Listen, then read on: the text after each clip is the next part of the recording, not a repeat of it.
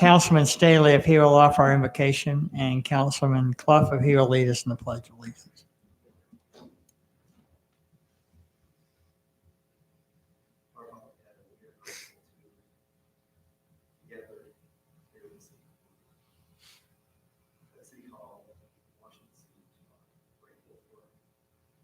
Freedoms and opportunities that we enjoy as citizens of the United States of America.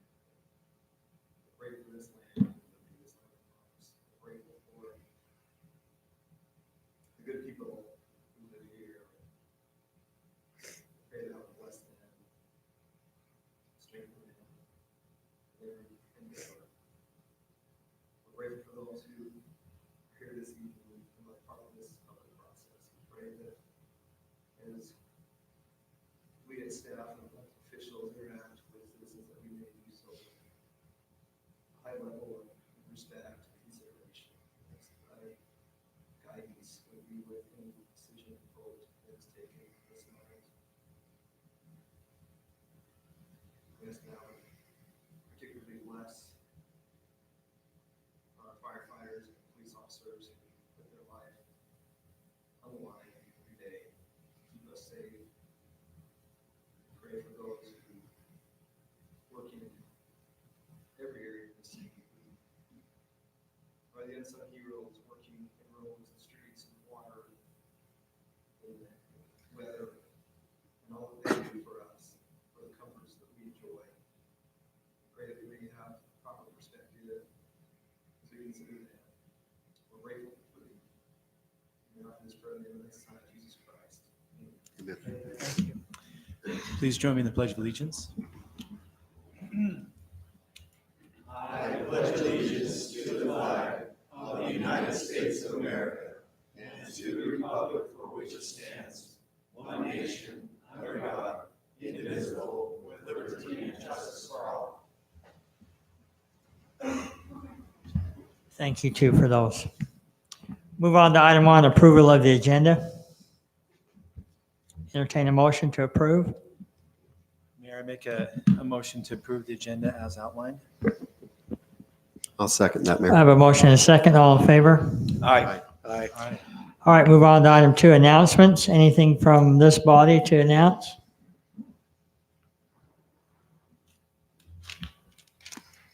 Item 3, public comments.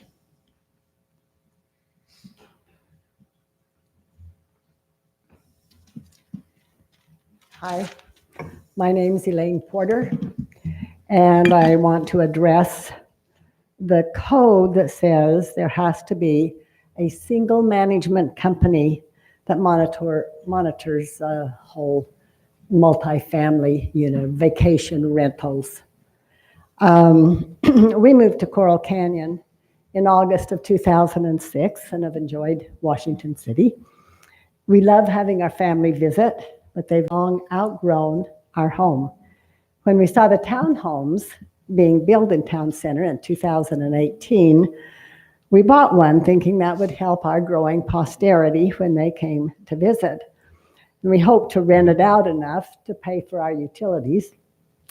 So we got our business license in August of 2018 using Red Rock as our property managers, and we had our license renewed for 2019, listing them, Red Rock, as our property managers. We had no problems, and we're completely unaware of the controversy swirling around the issue of property managers for the town center. We were completely taken by surprise when we received a letter from our HOA, which is a developer, Coal West, saying that city code allowed only one rental property manager and that Coal West had chosen private vacations. So to make a long story short, we were forced to change and go with private vacations, which was an expensive and unsatisfactory arrangement for us. That's when I decided to look into the situation, and I've been doing a little research. And I hope I can convince you to re-examine this issue. I know the council back in 2016, when you passed this, had concerns, and I think valid concerns, and thought this limitation would address them. It seems the main concern for the council was the nuisance factor, and that it would require too many city resources to control that. I actually went to the police station to find out if there was an inordinate amount of nuisance calls, and they couldn't or wouldn't give me that information. But I wonder if these concerns have materialized. For one thing, these developments cater to guests who utilize Airbnb and VRBO. The guests are actually rated by the managers. If guests receive a bad rating, they're now not allowed to rent in the future. So the quality of guests that use these facilities is pretty high, and they're usually on their best behavior. And I suspect there have not been a lot of nuisance calls. I also visited the Santa Clara and St. George city offices to find out what their experiences have been with the vacation rentals. They have no restrictions on whom the owners choose for their agents. I spoke to a police officer in Santa Clara who told me they don't have a big problem with multiple agencies. And the woman I talked to in St. George was really surprised when I told her that we were limited to a single agency per development in Washington City. I don't know what her position was, but she seemed very knowledgeable, and everybody directed me to go talk to her. So my little bit of research there gave me the courage to approach you. If they'd had a lot of problems, I would not have felt good about asking you to change the ordinance. There are a couple more things I want to say. We pay double the taxes on our vacation rental than we do on our home in Coral Canyon. And the rental is only occupied 1/4 of the time or less. Another aspect I would like you to consider is just the problems involved in designating the single agency. Who does that? A great deal of power is given to whoever makes that designation. They are bestowing a lucrative benefit or opportunity on a property manager and eliminating competition. And, in my view, the incentive for that agency to improve. I've had several people say, well, just get together and vote the company out if you don't like them. And that's much more difficult than it sounds. For example, one of my little research projects was to take a straw poll of some of the owners. I just asked what their experience had been.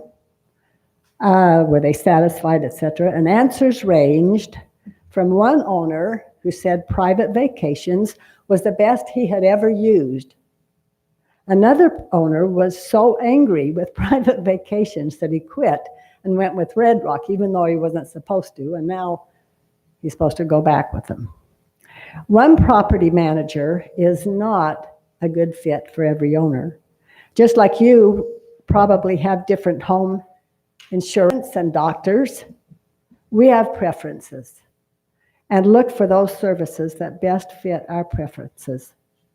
Trying to get 45 owners on the same page is very difficult. So I hope you will re-examine that issue. Thank you. Any questions for Elaine? Thank you very much. Anybody else? Okay, we'll move on to item 4. Did you want? May I just excuse make me. a point on this? Elaine, we appreciate you coming. This is an ordinance I'm not familiar with, a 2016 ordinance. I'm wondering if, looking at Drew here, if this is something worth readdressing on the planning commission level, or if this was vetted to the point where you don't feel like we ought to bring this conversation back up with that body. Well, of course, we've been more in the trenches and heard probably a whole lot more than the council's had to hear. I pardon the way I say that, but I do kind of mean that. Tara and I will attest to that, as that we've had to hear a lot. Just to let the council know, our biggest problem hasn't been with the people most staying in the places. Our biggest problem is the people who buy them. I'm going to just be honest and straightforward. And so it has been a bit of a nightmare. And And so those are the ones we have to contend with quite a bit. And so, as we've listened to everybody's concerns, and the previous council just said, hey, we understand if you could bring us back evidence of why this is difficult, we would entertain listening to that and maybe making adjustments to that, and so I appreciate Mrs. Porter bringing it up, because she's probably one of the first ones that's ever sat before this council and actually given you some evidence of what they're up against as property owners. So I've had discussions internally. Roger and I have talked about this, and probably, staff would actually be in favor in probably looking at it again. The ordinance was kind of done in the zone change in 2016, but as the 2 sitting council members and the 3 new ones, just to bring you up, we redid the PUD ordinance about a year and a half ago. And one of our, and the vacation rental used to be an overlay zone. In fact, I think it was that way when you sat on the council 4 years ago, but we've changed that and we moved it into one of our PUD sections. We actually have a planned unit development vacation short-term rental, whole, a code just on it. And the previous council wanted that priority, or I guess not a priority, what the words leave me, but a condition is that it be under one management. So it's actually in the code now that, any vacation rental, all of them have to follow the standards of that, because that's just what they are by default, PUD short-term rental. So it's in there, but staff is, to be honest with you, we'd probably support re-looking at it if there's ways that we could help. We've come up with some ideas. There's a few creative ones out there right now. Some of them are being started out as loopholes, but I'd rather them not be a loophole and do it illegally, and me finding out, like I have in the last couple of weeks, about some of them claiming they are the one property management, but then they're subletting like they do the cleaning or the landscaping, and they're actually thinking it's appropriate for them to be able to do that. And I'm not blaming them. I'm just saying, whether they're intentionally doing that or not, I do have a problem that's starting out there. Now, Tara and I have talked about that. She deals with it on the business license side. I deal on the zoning side. We're probably fine with, maybe in an HOA being that and letting them sublet out like they would. I use that term. I hope you understand what I'm saying is they can let the property owner choose they want, but they're going to be the person that we call.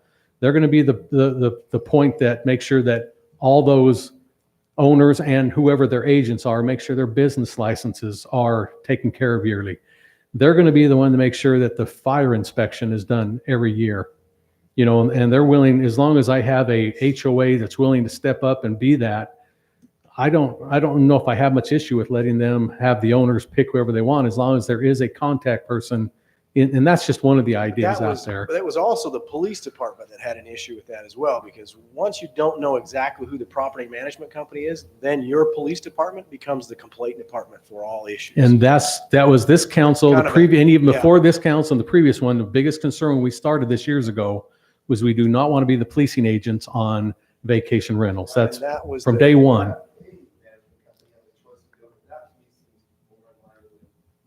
Free market and not so much government overreach in the details. Right. We just want a contact that we know that we don't have to trace through. And if there's an HOA body that wants to say, you know what, we'll have all that in our database and we're going to pull up, if it's unit 213, we can zip into our computer and bring up 213. That is Red Rock's contract. That's private's contract. I'm calling them and I'm giving them the time that the city would have given me that, you better be there in 20 minutes and take care of your problem. I think it's fair to say, just to kind of, we understand the intent of the councils and they were good intents. Absolutely. Yeah. We think we can still meet the intention with some discussion on some other items that I think might work. We start at the planning commission level then?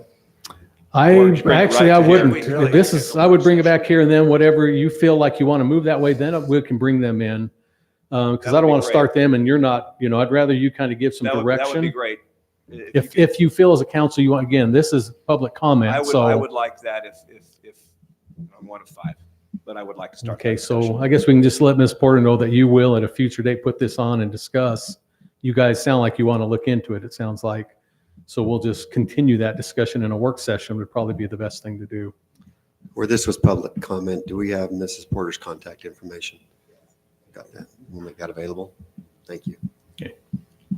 Thank you, Drew. Sounds like we'll put that on an agenda.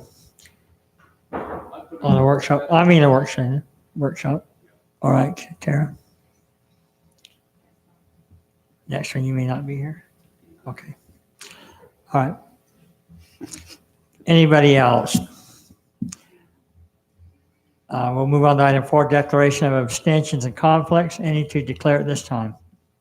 If not, we'll move on to item 5, our consent agenda to approve the minutes from the city council meeting of 1/8/2020. Anybody want to make a motion to approve those minutes? I'll make a motion. We approve the consent agenda with the minutes of 1/8/2020. Second? I have a motion and a second. All in favor? Aye. Thank you. Any opposed? Didn't sound like it. Item 6, plat amendment, consideration to approve a plat amendment for Desert Ravine at Sienna Hills, previously named Arroyo at Sienna Hills Phase 9, located approximately Grapevine Crossing and Pleasant Valley Lane. Purpose of the amendment is for a name change. Applicant Jim Raines, Brennan Holdings, number 200 LLC.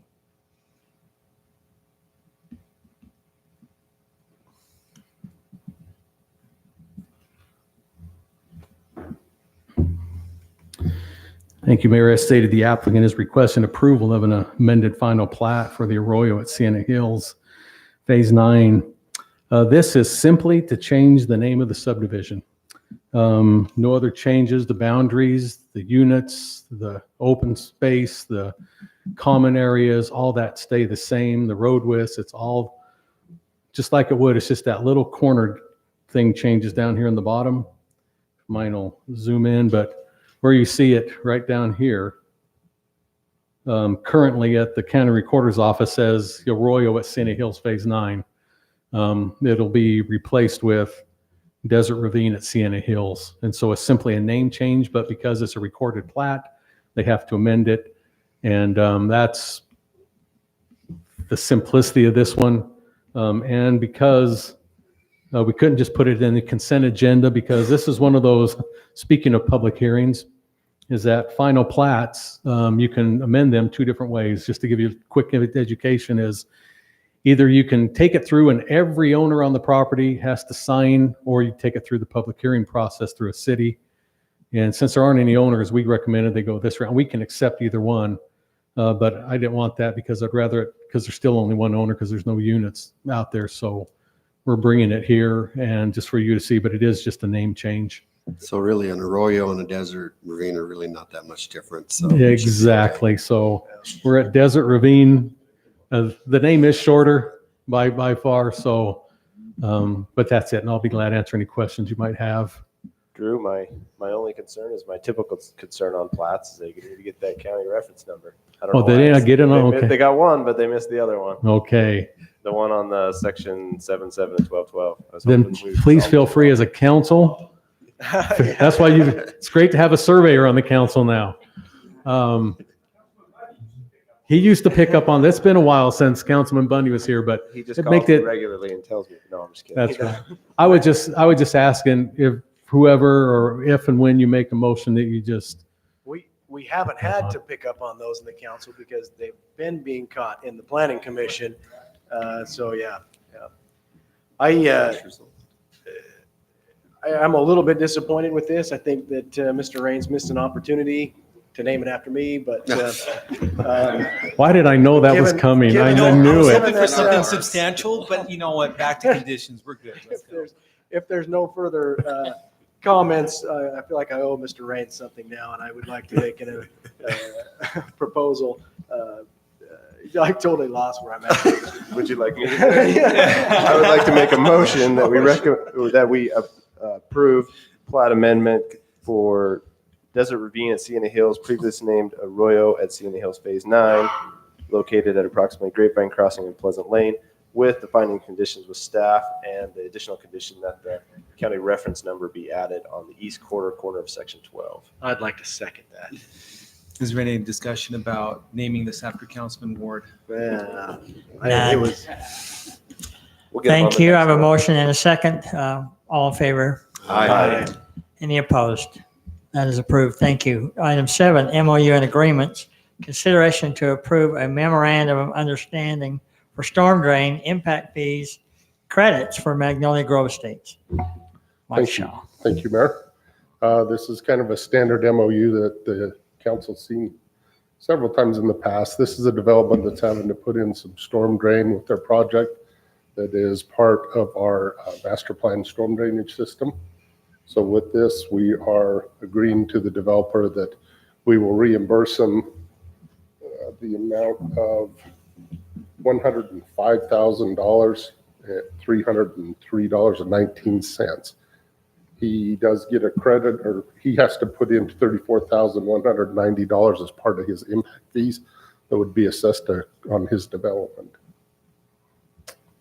Can you just take me to the subdivision there and walk me through what they're putting in and connecting that? So with their subdivision, they'll do everything internally. This is what would have been shown in our master plan. Mhm. So it's actually a line that runs down 20 east from his development at Do you have a map, Mike, that we could? 2931 south and bring it down to Merrill Road and tie into our existing storm drain that's there.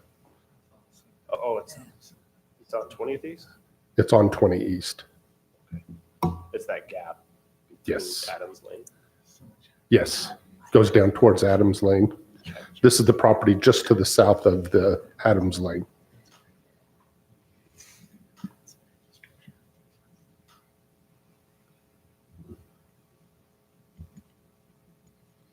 You probably zoom out just a little bit.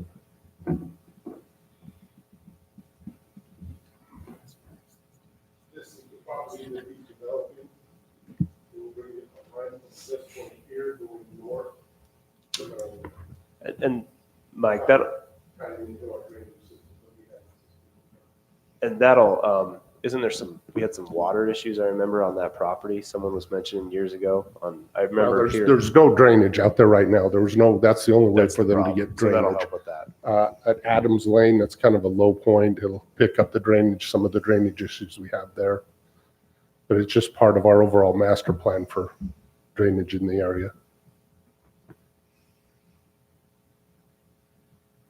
And in this agreement, we don't have to pay him back until July of 2021, but it'll be in next year's budget. So again, you were saying none of the work is being done off their property, or is? No, there will be, none of this includes on-site work. They will be doing on-site drainage. Okay. But none of this MOU, they have to do that regardless on their property. Right. So the extent of the drainage lines that they're putting on, can you just show me again from where they're putting them from one end to the other, just from the corner there? Yes. And we will accept right here. Tie it in off the Merrill Road. Thank you. Okay. Thank you, Mike. Any additional questions for Mike on that? Now I'll entertain a motion to approve or deny. I'll move that we approve a memorandum of understanding for storm drain impact fee credits in the amount of $105,303.19 for Magnolia Grove Estates. Second. I have a motion and a second. This is a roll call vote. Staley, aye. Clough, aye. Ivy, aye. Ward, aye. Coates, aye. All right, thank you. That's approved. Thank you, Mike. Item 8, wrap tax distribution. Item A, consideration to approve wrap tax distribution for the Children's Museum Theater. Applicant CMT President Terry DeMille.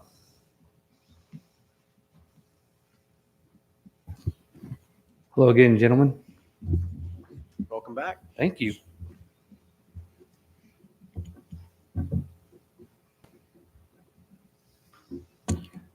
Hello.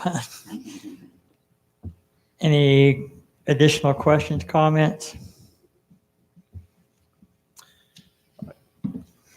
I'd just like to say my thoughts just briefly as a council member on this. This is a very both unique opportunity and a continuation of a concept which we've tried to support within the community. No disrespect to those who have both tried to forge a new theater within our community and those who try to make it continue to go forward. That is something that's made me reflect pretty much well nonstop since the last time you approached us, the concept of the council's investment, what is being proposed. Obviously, with respect to the applicant fulfilling the condition of ask, and we'll see what we can do with our participation of willing to negotiate and talk about things. I feel that the council has gone down a similar path of $210,000 roughly, trying to make something like this work, which has been a very unique learning curve. Going back and reviewing the minutes of past companies, it is within full intent of the council to work within our arts. And within this, though, me as a council member, I'd like to speak with the council saying, I am concerned with us going to simply patch a ship with more holes than we've been able to recognize. I'm concerned with the idea of, though we may open it up to other troops that may come in and do things that wasn't accounted for within the revenues that could be accounted within this operation being assumed by a new entity. I find this is something that we spent years on and found that it fell apart, and it might need more conversation to truly bring something in that can be more sustainable. So just voicing my thoughts. Feel free to voice I'm mine. trying to clarify there, your metaphor of patching, because this is a completely separate entity. Yes and no. The yes and no is this. The money designated to buy the equipment is a unique concept for us to discuss. Also is the concept within the rent and then allowing other companies in. But yet not attaining or accounting for, well, how would this impact the revenues? That wasn't discussed within their disclosure. Maybe it's not something that could be discussed. I don't know, but it's something that causes me concern to look at. When I'm talking about patching, it is literally putting a new company in the same scenario, pretty much, of where we left off. And we're basically saying not only was $210,000 good to drop off it, every 6 months, but let's start with 184. And that's just what's before us, though it may be discussed different with the council as it stands. It's basically a significant investment, part two. And though it is a different company, it is the same concept. And I find it valuable to learn from the previous company that said, man, we just didn't have enough. We're out to do some different things to structure us and make us work better because we didn't have what we needed. And I am not assured that we have what we need to make something like this function with our community. I feel it is a huge, huge investment. This would now put us just shy of $400,000 in investment into a direction of having an arts company within our community. One's come and gone, $210,000. Next one's up, $184,000. I don't know if this is proper for us to spend that amount of money into that type of a business without more of an assurance and understanding. We might need more help as a council to fully understand something like that before we drop money into it. It just begs us to consider, do we fully understand what we're investing in? And is it sustainable for our community? Because one hasn't been. So I just think it should be taken with a whole lot of consideration that this is a unique position for us to be in a council. Well, so yeah, I would never put on them anything that has happened before. I think this is just a unique opportunity. One, in that there is equipment available there, literally a fire sale price for and a vacancy in a building, which my understanding is the reason that you're interested in the building is because it gives more square footage for lower price than anything you've been able to find anywhere else on the market in the area. The business model is vastly different in that the way that their pay structure comes in is having children coming in. So you're basically, the children are paying to come in to be taught how to be in a play, and then they're bringing in their own audience, and so you're having they're coming with tickets. So I looked at this as just a really great opportunity. I have previous councils have talked about trying to put together an arts committee, trying to put together an arts building. I want that for Washington. I want to see Washington build its own. But the arts committee doesn't really fit very well for me because we don't really have enough art for them to discuss at this point to do it. Some of the things that the children's theater actually really does for this city is, well, for example, before they even left the workshop meeting the last time, they went straight to our community center and said, hey, we love the idea of what you're doing in the community center. Is there any way we could help you with those programs? Because that's what we do. We do programs for children. And so those kind of tying together of of arts in the community is great. The other thing that they would be doing, and again, the things that were easy for me to fall in love with are that they're going to rent out the lower portion of the building for dance companies and other places to have practices and rehearsals and performances. And so we're bringing in more arts. At that point, we maybe could actually justify having an arts building. Once we have some of those put together, we may be able to actually justify having an arts building in Washington, and possibly even having to have an arts council to help govern and negotiate through that. But the ask is big, and on the one hand, you're asking for a one-time ask and coming together. I really hope that we could maybe find but the timing is really narrow as well. You folks didn't find out about this until very late. So there's some. It's a tough one. I agree. It's because I don't think anything under 30. I got my notes in too many different locations here. Let me suggest something while you're finding that. Yeah, Councilman. thank you. If there's angst over the equipment, then maybe one solution might be that if the city buys it, then the city would retain ownership and you would use it rent-free, but the city would own it. So if this happened again, the city would already own that, wouldn't have to be purchased again. Well, that's an interesting concept. I have nothing against angst. It's concern, and it's not my money. This is taxpayer money. So angst, I think, is an appropriate term for what I was discussing. Well, I don't think anybody's pointing any fingers at who might have angst. I legitimately said that I had angst, so you're welcome to put that on me about the dollar amount there. But that's a very unique concept with that, and one that I'm thankful that you brought up, because I certainly didn't come up with that. So I'm just trying to think through that. So the city would then go ahead and purchase the equipment.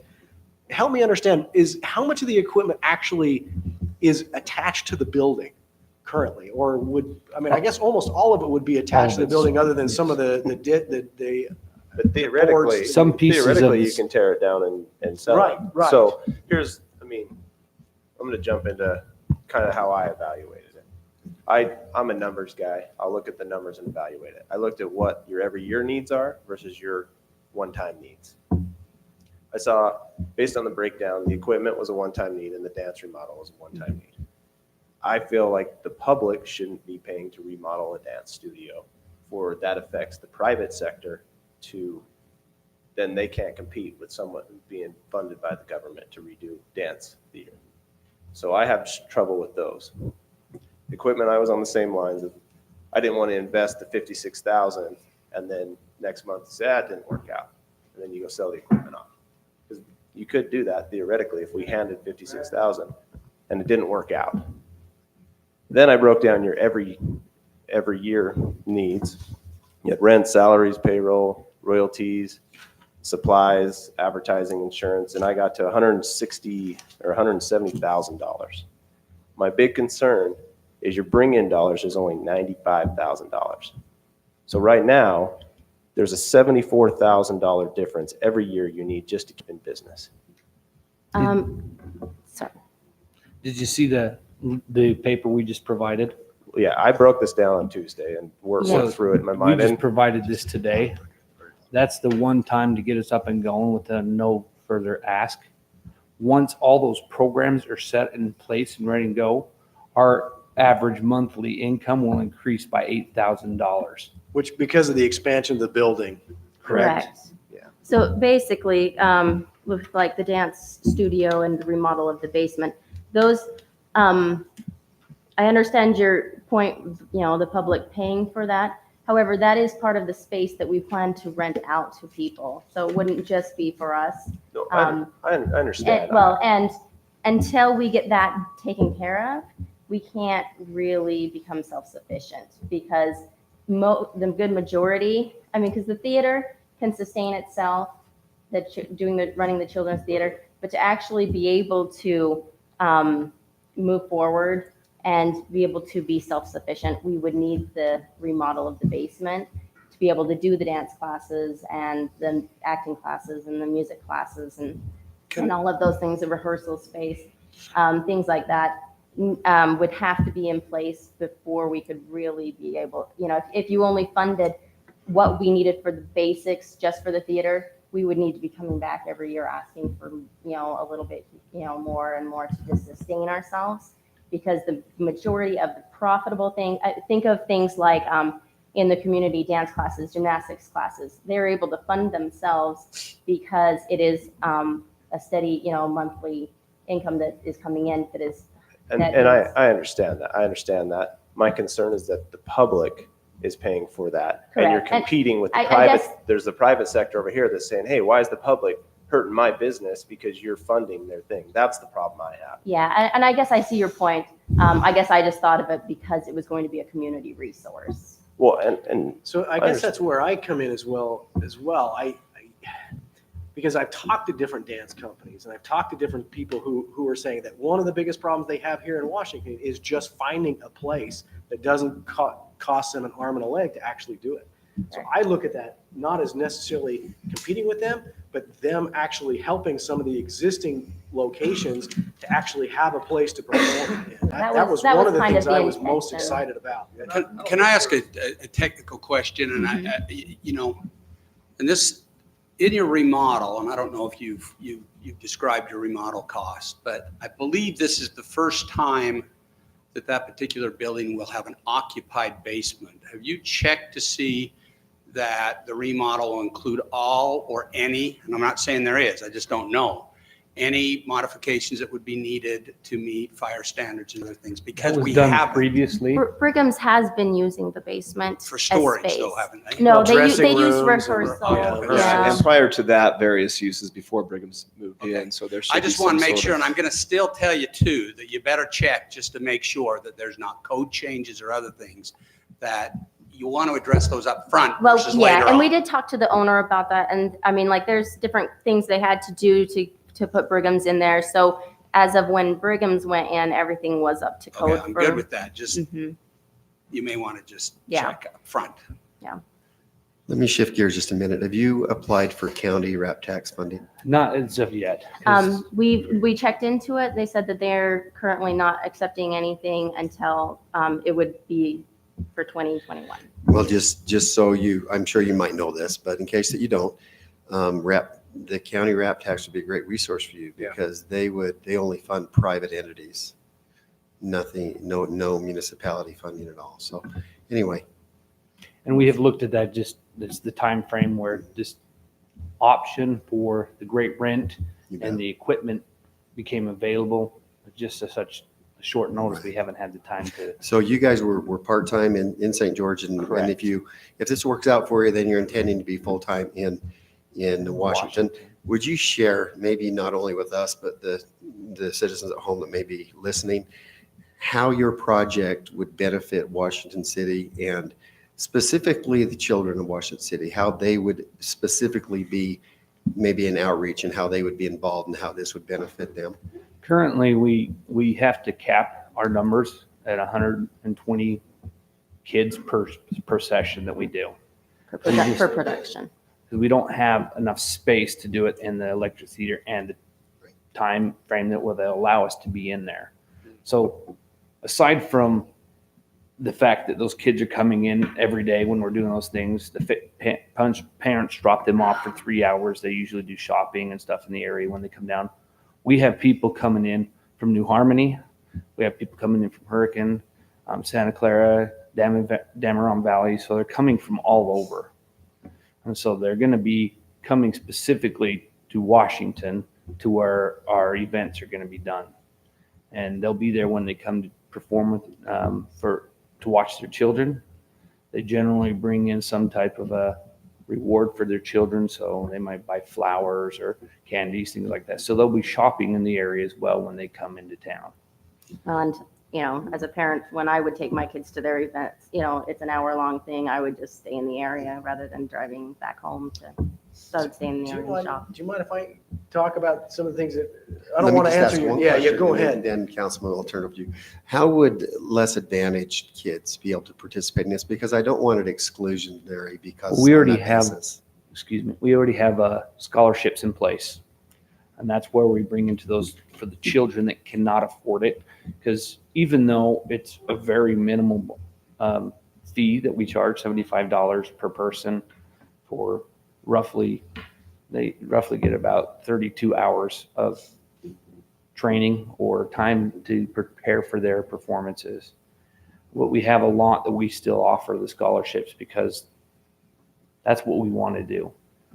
As you look at the cost that we have, even for the prices that we were talking about paying people, it's not a very good pay scale. They don't really get any benefits or anything like that. So basically, the people we hire are people that do this because they love theater And love children. and so it makes it kind of if you don't get the right people that love the kids and love the theater, that you just don't have good employees because they don't pay them very well. And so, Little labor of love. a lot. Thank you, Councilman. Your question was just very good for the citizens of Washington, so I'm going to inflict my opinion on the group here because I've got you as a captive audience. But when I look at what I want out of arts, one of the things that I want out of arts is actually helping to perpetuate art to a new generation.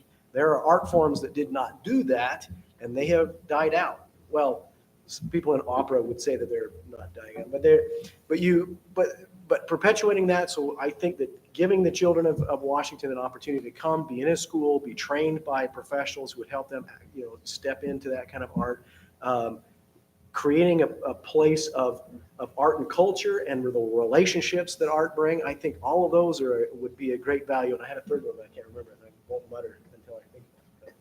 Thank you. We do have a group of kids that we've been working with. They go to Tucson and our program called PAC. We help them get the experience they need, and several of them will be performing in New York on Broadway this coming February. And so there are a lot of opportunities for them to progress and learn lots of things. We also have a program that we have in place, a teen leadership program, where we train teens to come in and help with basic, we call it teen mentoring because they come in and they work with the younger children and they get leadership experience and things like that help them with, college and future things like that. A lot like our city's youth council. Yes, it's a volunteer experience for them where they can learn some leadership skills and they help with some of the training of the kids. And Can I have you respond to Councilman Ivy's proposal that the city purchase the lighting and those assets? What would that do for you if those were purchased by the city? I realize we haven't let you have a chance to go through the numbers, but if that was the decision of the council was to take that portion off your plate, purchase that, rent them, figure out the rental agreement with you to. I would want to definitely discuss it with Brigham's Playhouse since it's currently their property. yes, and So what the proposal though would be that it would become the city's property. Yes. And then put you in a rental, a very, I also want to make sure staff is okay with that. Yeah, I was because gonna they're talk to- I was gonna have to talk to They need to evaluate it and see if it's, they're saying it's 56. I have no idea. yeah, I don't know how to it's even evaluate that stuff. I've never seen it. I would want staff to evaluate it. You can and come see down if- and look. Well, I can look at it and go, wow, that's probably. Yeah, worth that looks like a light. It looks like a light. I don't know, but I would rather have staff evaluate it and maybe make sure the dollar amount is worth it. Yeah, If because we go down this route, or is it worth it as a council to look at other options and go down this route and buy different equipment if that need is better suited for what we're trying to gear as a council? no, I understand all that. We actually did do some research ourselves to make sure that the prices were being fair and see if we could get by with something smaller, because it is a really nice setup, but really it would cost us the same amount. And Brigham's has agreed to a monthly payment plan for us, so it would be leasing to own. And so in our the paper that we just handed out today, it shows that the $1,000 is the payment to Brigham's. So if the city were to pay for it, you know, it's $1,000 that we're saving, and if we were paying a rental fee too, I don't know how much it would really benefit us, that, you know, Okay. because it would, it's $1,000 not, because for 56 months, or is there interest in? it was $1,000 for. They had a couple of options, right? One was just a Yeah. flat payout in the beginning. That's up till Yeah. this point. That's the only thing I. Yeah, had so if seen. we did this $1,000, we'd be paying the full amount, which is like 70,000. Where 76,000. And where if we do the rental, we have to pay that. Well, sorry, if we were to pay it up front, it wouldn't be the 76. The 76 would be with the monthly payments. So with that, it was like 56,000. If you don't mind, I'd like to address Councilman Clough. I completely understand where you're coming from. So that's nothing, it doesn't hurt our feelings or anything. That is, like you said, a huge ask. And essentially, you guys are kind of brand new. And if it goes wrong, it's a lot of it's going to look bad on you guys as well. And so I understand where you're coming from. And so where it is a completely different model, we charge everyone that's in it a fee, and then we bring our own audience with it, because the parents, they generally come to every single production and they pay for it. And so it's not the same type of model that Brigham's Playhouse has done, where sometimes they've had to pay their actors. We don't do that. That is refreshing. I do appreciate that concept of recognizing its difference. So Yeah, thank this you. would be almost more of a model of a dance studio or a gymnastics, where they do have that constant income, where it's not, just from performance to performance. One thing that would probably help me understand this a little bit better, currently you're operating within about how much square footage your company as it is right now? Just the electric theater. Which is roughly how much square feet? Has Give me an idea. 303 seats. I'm not sure on the square footage. The stage is about 20 feet wide by 30 feet deep. 20 feet So by it's- 30 feet. It's about the same width as the Brigham's Playhouse stage, just not as deep. Okay. And so we try to squeeze. Sorry, the 60. electric theater is not as deep. Correct. I understand. So I mean, within sorry, that- Brigham. I said that wrong. Sorry, Brigham. It all makes sense. Thank you very much for being patient with me on my question. No, You guys are it's- awesome. It's like One I of the said, questions that I have is, in entering within the community, I love your model so much. Is there other ways which we consider it as the thing that is constantly rolling through my mind? I like the idea of how it's ran. And I do also recognize that if you shift from where you're at and you're expanding, right? Are there ways in which we can test this out and expand within the resources we have within our community outside of what's being proposed, is what's in my mind. And so That's our goal. And so that expansion is what you're proposing the best phase one. Maybe we're proposing a phase 3 concept that might be good for us later on. I do understand to push for this concept of haste to take advantage of something that's right now. Because if this goes through right now, what it would provide is an opportunity for your company to come in to try this new model of how, other than what was in the previous model, that's more community-based, it's got the kids performing, let's get them to Broadway, get them out there, while also allowing concepts for other communities and other productions and other entities to operate within the space that can be leased out into that, including Brigham's Playhouse, which I do not find as a negative. It's just a unique proposition. So it offers a concept both to the pre-existing client that was there and to your company that should be taking over the main position of the space. Not debating anything if it's not unique or not bad. The only concept that I have right now is haste the most important thing in our decision? Or are we most concerned about how we can properly transition this into our community? And that's where I found myself divided. And so I am not in any way attacking either the model or what it could do to help existing things. No, I actually appreciate your questions. So the concept Makes me feel better about where you're going. and I appreciate that and your patience with me. Thank you. It's because we have other places. And I cannot speak for the availability, but I can think of places within community centers and old schools that maybe an expansion in a smaller phase might be more beneficial for you as a company and beneficial for us as a city to let this thing grow and to where and just see how it goes. So I'm not so confident that haste is our most important reason for moving forward at this time. And that's where I struggle. You know, let me interject right there if you don't mind. You know, in our workshop just barely, we were talking about affordable housing. I made a comment that we have to be a viable partner in this. And I think that when you're talking about fine arts, I think the community has to be a partner in that as well. You know, we want to protect the funds of the citizens. That's probably the most important, one of the most important jobs we have as council members. But we also recognize that without being a fair partner, that these things may not ever come to fruition. So just wanted to put that out there. There is, and we haven't got to this point of the conversation yet, but RAP tax will sunset in about 5 years, from what I understand. And so we want to make sure that we keep that because we don't know for sure if that's going to come back and be available again. Well, our plan here, you know, the way we've budgeted everything out, what we're asking is for this year, we fully expect to be self-sustained by next year.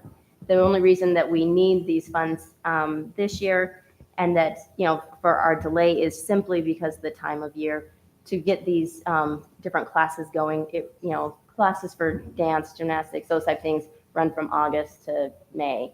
And so really to be able to get any of these things started up, especially with doing a remodel, we couldn't really get anything going until August, except for our children's production. I'm sorry, Mrs. Mill.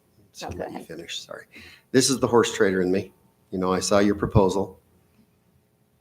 Tell us where we're at. Tell us what we need to do so that we can consider that, so that we can know exactly what, because we don't want to fund your project, but we don't want to unrealistically fund it so that it fails.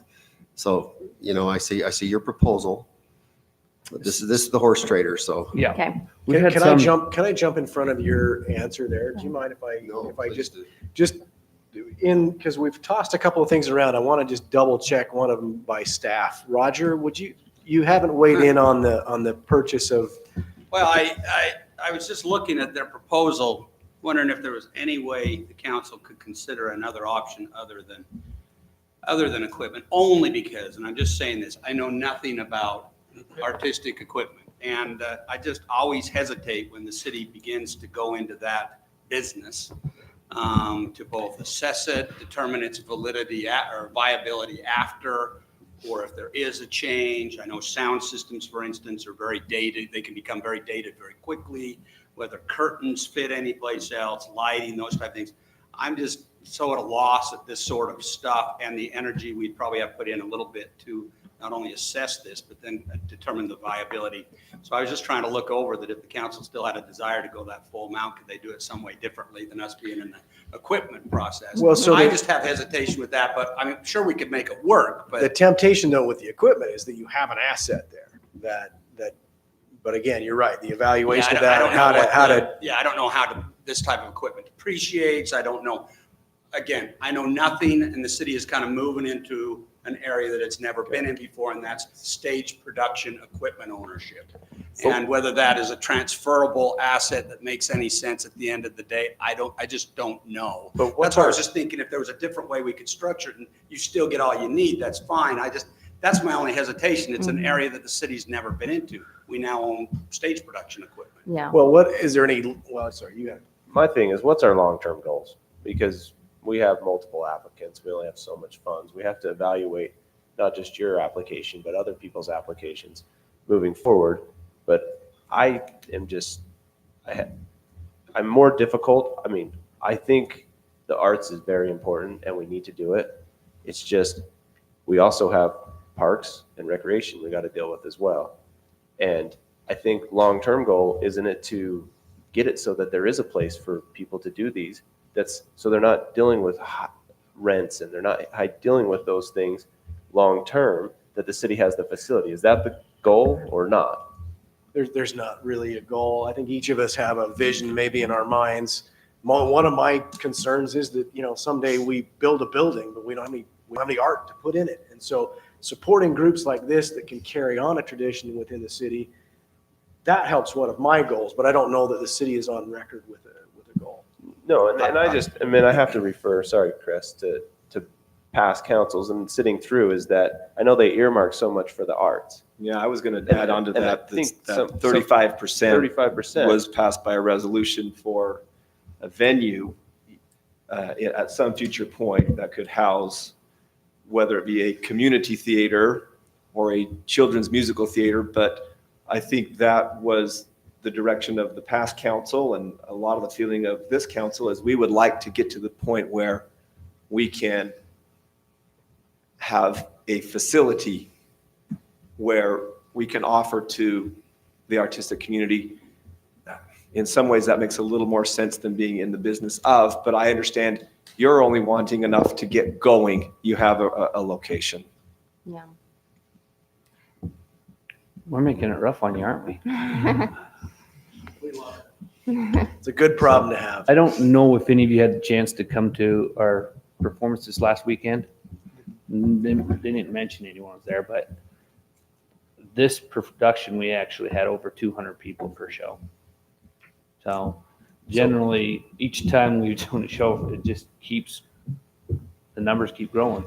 We I'm had a people strong that don't even have believer kids that showed up. in the kid market, and I've seen it in like sporting things. Like I use the Grip as an example. It's over in Washington Dam Road. Yeah. They started out, their demographic was adults. Quickly, they learned kids. They make more money on kids. So I agree with the demo that it's a good kids there, too. demographic because kids switch, and parents will spend a lot more money on their kids than they will themselves. And the theater professionals I spoke to agree with the business model, that this is a viable business model that is sustainable. Which I understand, but from what I see, the numbers aren't adding up to me to put that much money into one group and risk that much for the public funds. That's where I'm hesitant on, but that's just my opinion. And I could understand that. We, if this helps clarify a little bit with when we talk about the rental space, we didn't include like any kind of income with renting out the space because I didn't foresee that being able to happen this year, or at least not until August, you know. Anyway, just because by the time we finish with the remodel and then get it out there. And I now saying that maybe we could get some started up in August, but our plan was for us to kind of use the space for 4 to 7 o'clock at night, and to do all of our classes and our productions because we have kids. We like to have them home in time to get a good sleep. And anyway, but most of the theaters around and different groups and things, they do their things in the evenings, and so that would provide all evening long from 7 to 10 or whatever they do, that would be available for all of these spaces to be open and weekend, and Also in weekends the when we're not business performing. plan that we generate, they suggest that you start with a reasonable number. We put 10 people per session. or we No, could easily- per class. Per class, excuse me.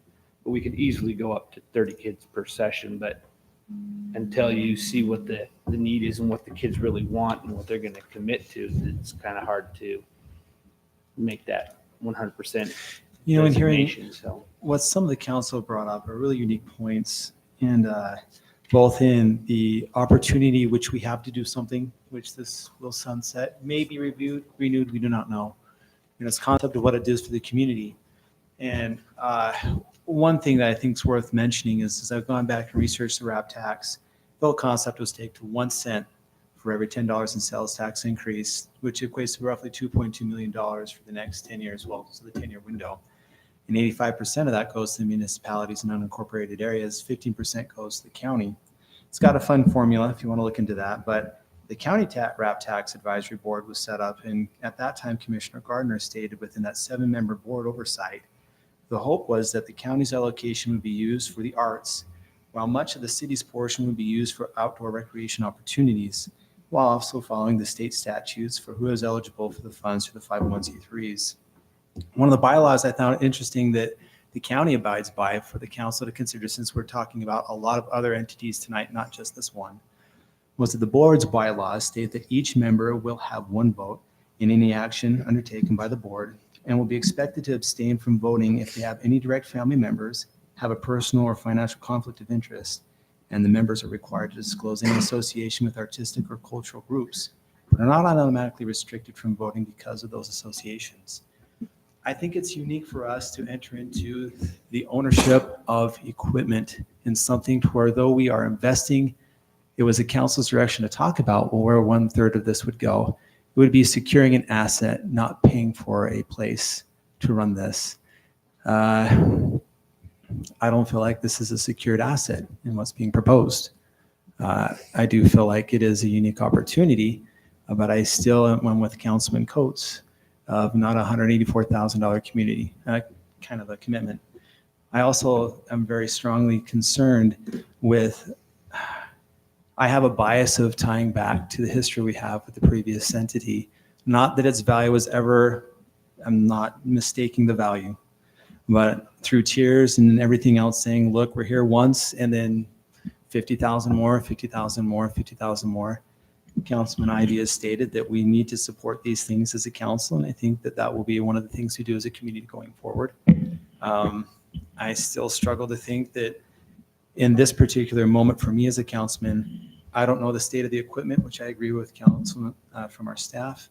I don't feel confident in the amount that we're pledging for salaries that are proposed in this. And I just feel like there's not a rush. We may miss out on an opportunity here, but I don't think it will be something that would be regrettable at this point. I just don't feel like we're benefited by haste. And that's just my reoccurring argument there. I just think it's too much to consider with too little time. Not that it's not valuable. It's just too much to consider with too little time. Dan, I appreciate your comments there, but I want to be on the record as saying that every dollar, every penny that went toward Brigham's Playhouse was money well spent. The time and the commitment, the effort that they put into Washington City was just wonderful. And I know they're on a sabbatical at this point, but I'm hopeful that at some future day we will have the right facility for them to come in and be our community theater. And so I would like to keep this discussion to the viability of a children's musical theater, but not bring Brigham's Playhouse into this conversation. And since Brigham's Playhouse was brought in by the applicant, I find it fair.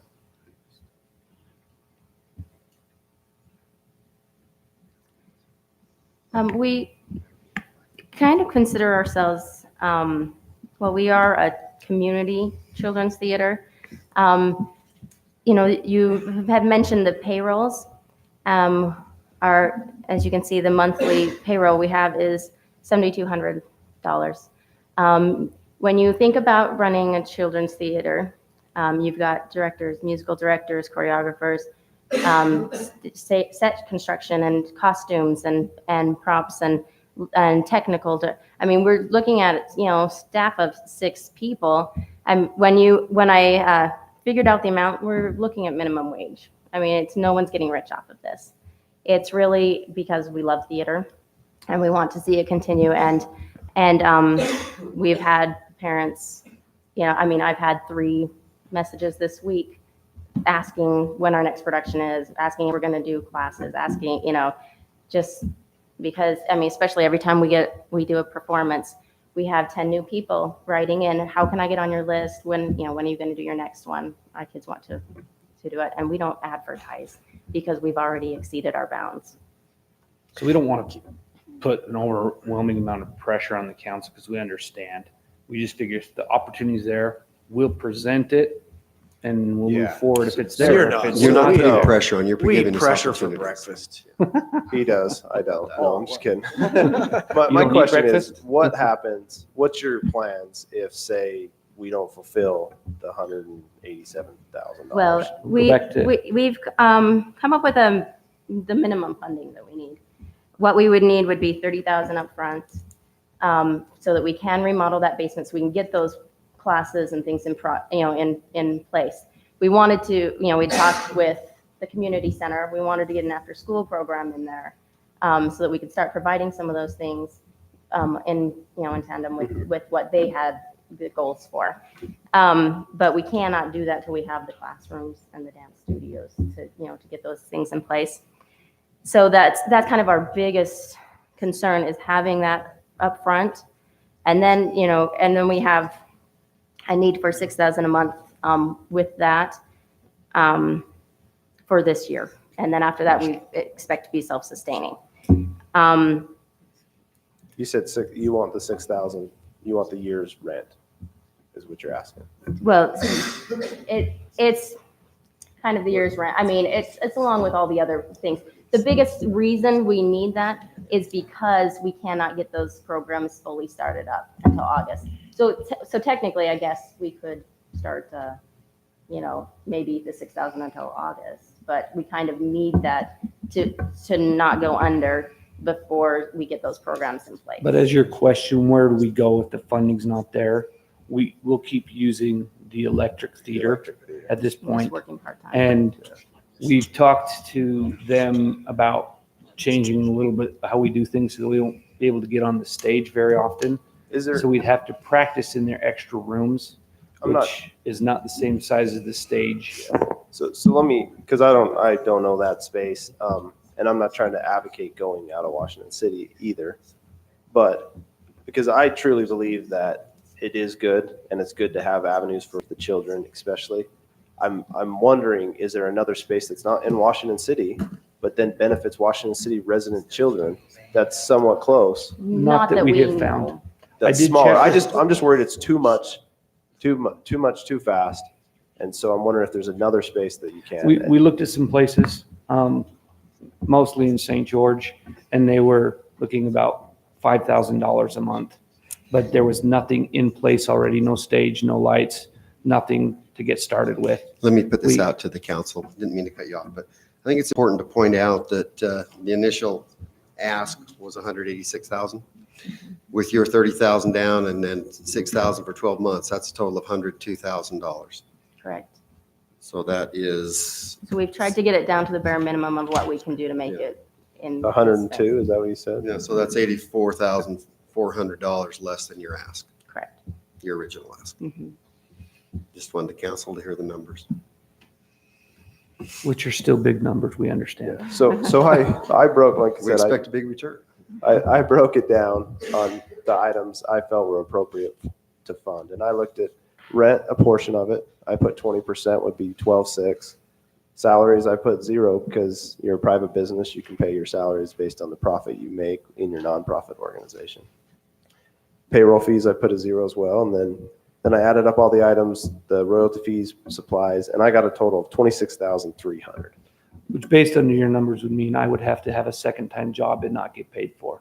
No, and So I appreciate your numbers too, but for us to go forward with this, it would not be effective for us to go forward with that and have that much burden on us to come up with those extra funds in such a short time, especially when it's not the appropriate season for those type of programs to be run, because they are run on a school year. So I don't know if you've had children in dance or in theater classes and stuff like that. They run usually from August until the end of May.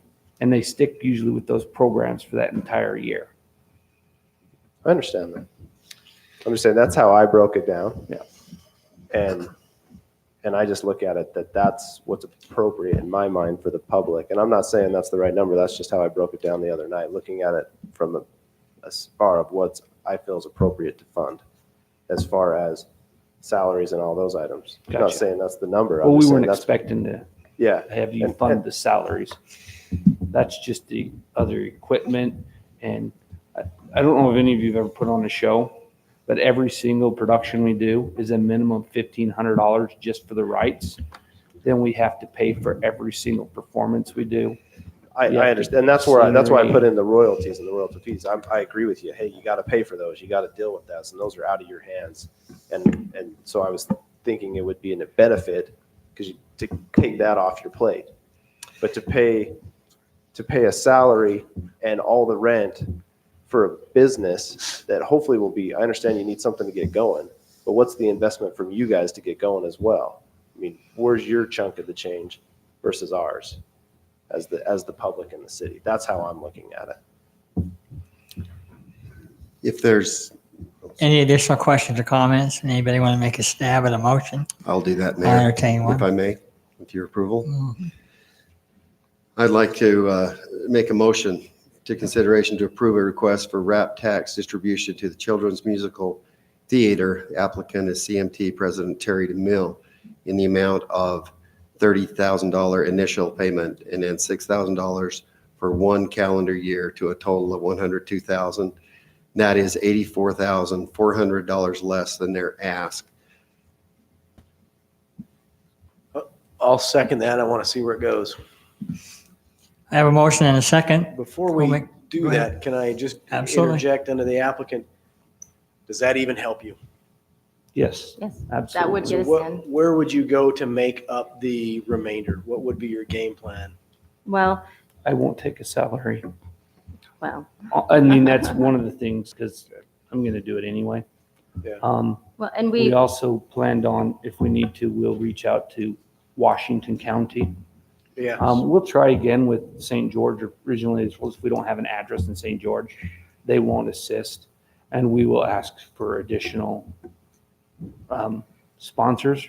Right now, the sponsors are very generous, but we only have been asking them for the sponsorship portion where the kids get their just because we haven't scholarships. had a need. Okay. So Okay. we just used it to fund those. Thank you, kids. Mayor. Appreciate that. Thank you. You're welcome. So I do have a motion and a second. We'll make this a roll call vote. Coates, nay. Ward eye. Ivy, aye. Clough, nay. I have some questions. Actually, Councilman Ivy, would you consider a few conditions on your motion? And I don't know if that means that we have to vote again. But one of the,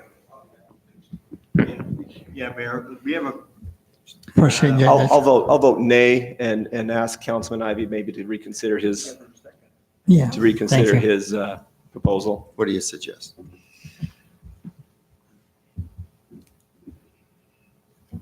How would you feel about changing the name to Children's Musical Theater of Washington?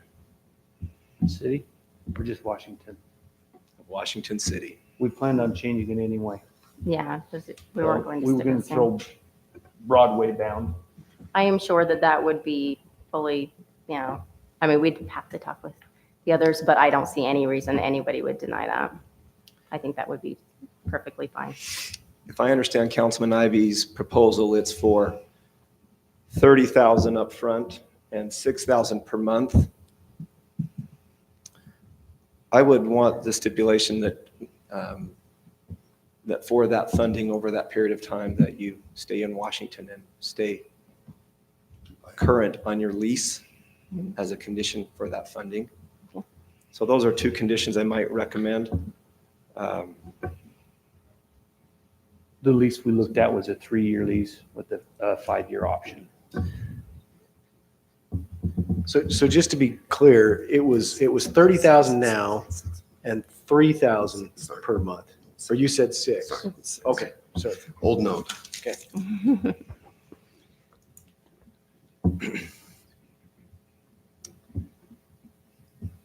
Name Washington City, current on the lease. When will we see you back here, or would we see you back here next year and the following year and years to come? That, What do you mean? for Asking for asking for money? funding? Yes. Are No, but are I you will be thinking that back you to would? prove to Councilman Clough that he made a good decision.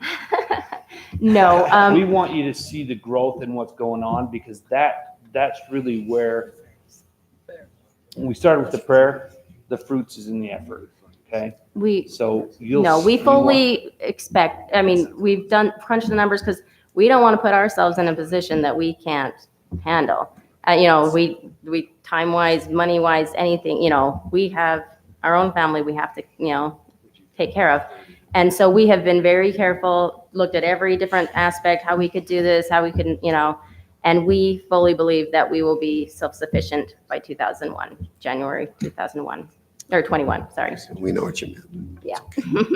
He didn't, he's like, wait. So a couple of other things. Councilman Staley, just one of the things that I would like to suggest, and my initial thought was, I came up with the 26, but in my mind, 26 or 30.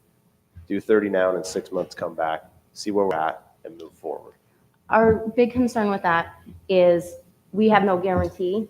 And if we're in a lease, what happens to us if we don't get the But funding you at have to that lease point? 3 years anyways, right? But that's my point, is we're not willing to sign a lease if we don't have a guarantee that we're going to be able to make this work. Council gave you the nod that this was the intention and what we were looking to, but we wanted to see you back in 6 months to renew that and just to have this face-to-face, check back with you. For sure. Would that alleviate your concerns about that if we broke it in half? So just 30,000 now, and that's, 30,000 now and reevaluate. and what, does that include the 6,000 a month? No, I'm saying 30,000. Then it wouldn't be enough for us to be able to make it work. Just because based on the numbers, what we get now, unless we are to drastically increase the amount we're charging the children and the ticket sales, it's not beneficial to us for our organizational goals to charge people that much money to do a show. And it's these first 6 months that we need the help, because after this 6 months is when we can start up our programs in full.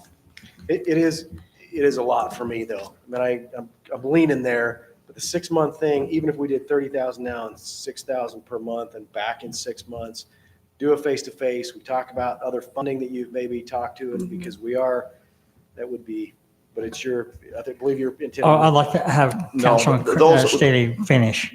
Appreciate that, Mayor. Those were the conditions. Those were the conditions that Washington City be changed to the name, that it be marketed and promoted that way. Because if we're doing a public-private partnership like this, even if it's just for 1 year, then we want to. And I fully agree. I mean, we've talked about that before. If we had a major, funder, that it's their theater, Washington Theater, Well, I mean, we've talked about doing that because, we can't do it without you. And in that case, you would be our theater, and we would have a vested interest. And that's how we see ourselves, as a community theater. We But we're don't not think of us naming it as a. Clough Theater. That'd be more of a Councilman Ward concern. Yeah, maybe. not mine. I'm perfectly way fine over with that. I'm way representing the past city. that. I'm way past that. And I would also just like to be on the record that that staff do anything and everything in their power to facilitate the rental of the basement space, because that makes this viable. Absolutely. We want everyone there to be safe, but we want that to, I know that's an important part of what you need, is that basement space to be usable. So with that said, I'll turn it back to Councilman Ivy for another stab at a motion. Thank you, and I will do that right now. I would like to propose I would like to make a motion to approve a request for wrap tax distribution to Children's Musical Theater, CMT President Terry DeMille, under these certain stipulations. The first being that the name would be included in whatever name is decided, that Washington or Washington City would be included in that. Also, a stipulation that that you would remain in Washington working, and that you would be not only current on your lease, but have a viable viable business, and then with a return in 6 months to check back in and see where we're at and see where we're at going forward. Give a dollar amount. Oh, I'm sorry. With the dollar amounts of $30,000 initial payment, with $6,000 for 1 calendar year, to a total of $102,000. Pay out the 6,000 we paid out yearly, or excuse me, monthly, for 1 calendar year. You want that direction to rent though, right? We want to make sure if you're To the lease. to the lease. It's in there as a Yep. condition of It's in a the, condition. That's what I'm saying. I just want to you make know, sure you it's can not. track those dollars. I don't know, but it's in as a condition, so. Is my motion still open, or? It is. Second. Okay, I do have a motion and a second, like again, a roll call vote. Coates name. Ward, aye. Ivy, aye. Clough, nay. Staley, aye. Welcome to Washington City. Welcome to Go Washington make us City. proud. Thank you very much. We're coming after you. All right, we'll move on to item B, consideration to approve a request for wrap tax distribution to the Southern Utah Art Guild. I have my voice this time. I got healthy. I just want to say one thing real quick. A couple of the councilmen had asked me about beginning art classes. Since that time went away, I have somebody ready to be put into place for beginning art classes. In fact, they are finishing up their master's degree in fine art. So we already have things in place and ready to go and volunteer. So, and again, it depends on your consideration for us getting the money. Sincerely welcome back. You Yes. sound so much better. Thank Yes, you. thank you. Oh, I was so sick that night. I Oh, was talk here. about a I had a brave fever soul. and I was just We sweating. appreciate you and- pursuing through and letting us know more about what you're trying to do. So- Thank Yeah. you. So I wanted some clarification. Those classes are in the community center that you're going to be holding those, or where are you going to be holding those We're classes? gonna, everything that is, whatever money you give us will be done here in the city of Washington. My goal and the Southern Utah Art Guild, our goal is to bring the visual arts to the city of Washington. I'm a resident of Washington, and it saddens me that we don't have any visual arts here. So we would try to go out and get into buildings, facilities. We would train. We would be part of your festivals, your events, to include art in all those events so that people are more aware of visual arts. In Washington, we're growing. And visual arts is something that people move to and want a part of their community. And that's what Southern Utah Art Guild can do for you. So I think I hope your questions aren't going to be as hard for me as you would for you. No, but you didn't answer my question. Is it at the community center or is it a different place? I mean, Well, you're saying I it's would- just kind of all over, but where, I'm just curious where it's going. I would to start happen out in at the Washington City. Community Center, and the only reason my focus would be there is because of the size, because some of the events we've had have been quite large. And so we would need that kind of space. The other thing too is I'm partial to that building because I'm a member there and I love it. But they do have the one great big room there that would be absolutely perfect. And you've talked to staff and they have. Not yet, availability? because I don't want to get anything going. I mean, I've got people ready to go to do this, but I don't want to do anything until I know I have the money, to do that. All right, thank you.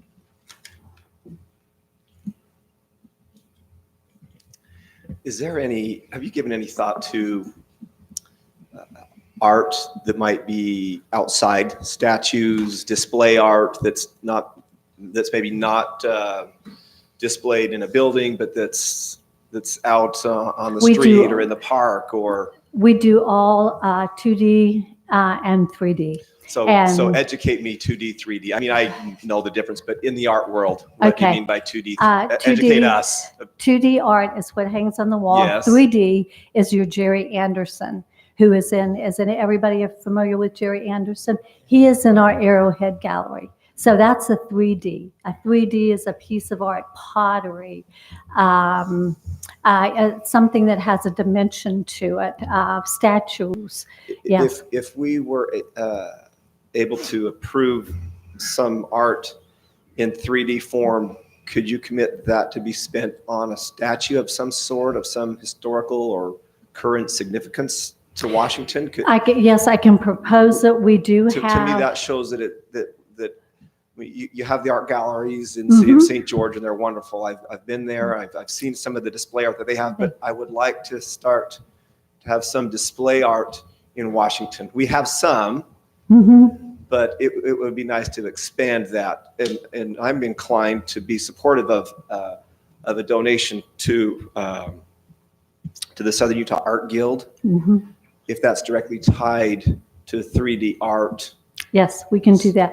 And the goal 100%. is, there's so many artists here in Washington City, and quite a few of them belong to the Southern Utah Art Guild, but they have to go to St. George to display their art or to be a part of the arts. And Is what that we where the would big like to spider do. came from?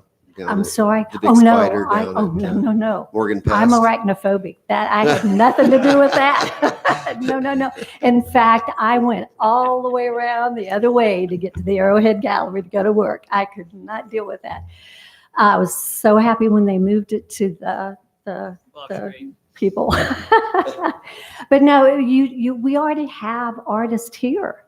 in Washington City, but they don't have any place to display their art. We have 3D artists. You have people who do statues. I mean, I do.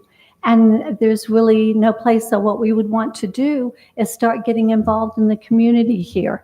We would want to have information, like do it at the Washington Community City, have a big gala, invite every artist, find out what they do.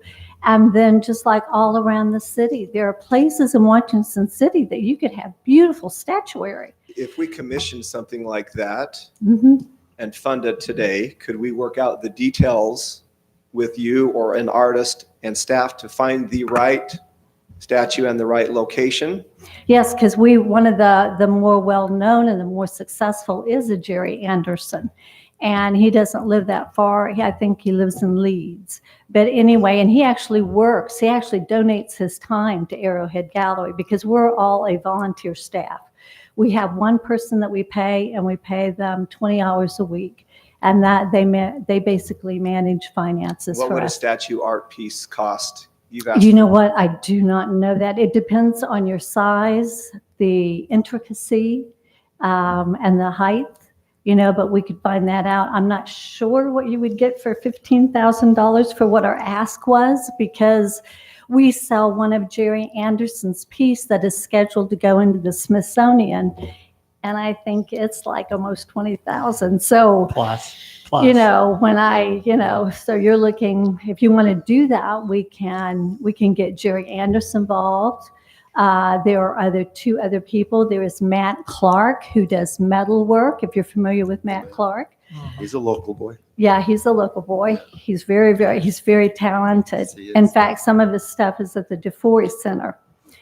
But, but our main goal is to expand the visual arts, which includes 3D as well as 2D, into Washington City, and to grow our membership here. Let me just ask you a question to add on to what Councilman Staley said, and I think that's a great idea.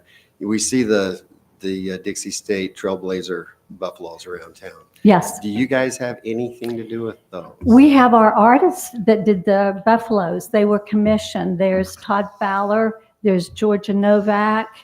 I think we have 4 or 5 of our artists who actually were in charge of doing the buffaloes. So isn't there a group that, I know St. George does it, where they have art around the corner? And I'm not saying, I know that's, you want to see a statue, but I didn't envision that. I see it as something else. So I think art around the corner can help for those kind of things. If we're looking for something more solid that's Washington City and historical that goes with the city, I think that's a good avenue. But are you guys the right group to deal with that? Or is that something that we just need to focus on? Hey, we want to spend a little RAP tax fund to buy a piece of art, and not their application. Just that's something separate we need to look at as a council. I would like to see a bison personally. I would like to see a DSU bison that's here in Washington City where Dixie begins. Mhm. And I don't know if this application can be modified to be a bison. I know that they go for 11,000, but it would be fantastic if one of your artists could work with Dixie State and we could place a bison. That would be, I think that would show that we're committed to Dixie State University, and Right. we're committed to this community and everything that Dixie State does and the bison represents. Is that something that would be beneficial to your group and that one of your artists could help with? I'm sure one of our artists could do it. We're not involved with that program because we're a nonprofit, but we can be the liaison between that, but I'm sure one of our artists would do that. We have some very talented, as you said, if you've been through even the Red Cliffs new show right now, it is phenomenal. So real quick, I just want Yes. to make sure that I'm clear. Councilman, are you talking about requisitioning with the money they're asking for a specific piece, or would that be an independent discussion? Because I'm not sure if We can't do it with that's what I was going to say. I'm not 15,000. sure what the net gain is for you. No. So I'm just. Yeah, great question, manager. Thank you. I'm inclined towards 3D art. And I perked up a little when I understood Yeah. what 3D art is, which is a statue. And initially I envisioned some sort of 3D art with people much more creative than me. But as this conversation has progressed, I can't think of anything better than a Dixie State bison Mhm. right here in Washington City. But are you And I don't know if that, I would actually like that we do the 11,000 for the bison and work through you and your artist. And that would be the partnership with Washington City. If that's your goal, is really to bring art to Washington City, let's do it through one of your artists in Dixie State by bringing a DSU bison. But that's Okay, what I'm I- clarifying, because then you would, because you're asking for the 15,000 for your organization. Well, not I'm for a requisition piece. right, And if it's not- a Could it requisition flow piece- through your organization to Dixie State? What we would have to do is check and see what permission we would get in order to do that. I don't know how they're doing that and what control they have over, them getting the bisons and them commissioning the I artist. think this is a different item. If we want a bison, then we I should think go. I know you figure sold your out own to- artist if you commission a bison. This is a very wonderful thing, but what is proposed today, I think, is great. And in 6 months, if you could help us come up with something else, that'd be great, because there are multiple voices that would look forward to 3D art. Though you'd like to propose it, it feels very straightforward. Please modify it now. Let them do what they're doing now. And if you could help us and be more of an advising voice, which you can to our council. I can go find Looking out into within a 3D couple of option days. Later on, this opens up every 6 months. Once again, not a checkbook, but more a consideration. for I what would we're love to doing see a now. bison in the park, to be honest would with be you. beautiful. That's not I a drive bad everywhere idea and there's to no bring it back bisons, and I with drive those home lines. every night and there's no If bison. that's something that we want to Good support as idea. a council, let's put some time, but I think There's not a rush, is that what you're saying? not only a rush, but there's 4 more. I think there's a chance for us to discuss this as a council rather than say, I really like this. I love frogs. I think we should put a statue of frogs. Can you put $10,000 more for that? If we were in Fort Worth, Texas, I think a horned frog would be appropriate, but we're Since in within the Dixie. Council, we should do this as a council rather than saying we do this for us right now. And that puts you in a hard bind right Yeah, now because that's not. what Because you I do. have to go research, and it's not And that you we don't know can't be that. the Fair enough. liaison. But would love to get that information. Yeah, But and we there's can not a do doubt that. Fair to enough. The idea of what we could do to support some things within our community and the idea of 3D art. But I recognize also that that's not your company. Yeah. That's not what you do. Right. It is not your thing. You're here for something else. Yes, I'm here to go the visual and the 3D art think and that's a very provide beautiful thing to training talk about. and pull all the artists out of the woodwork here and to make Washington City realize how many wonderful the artists.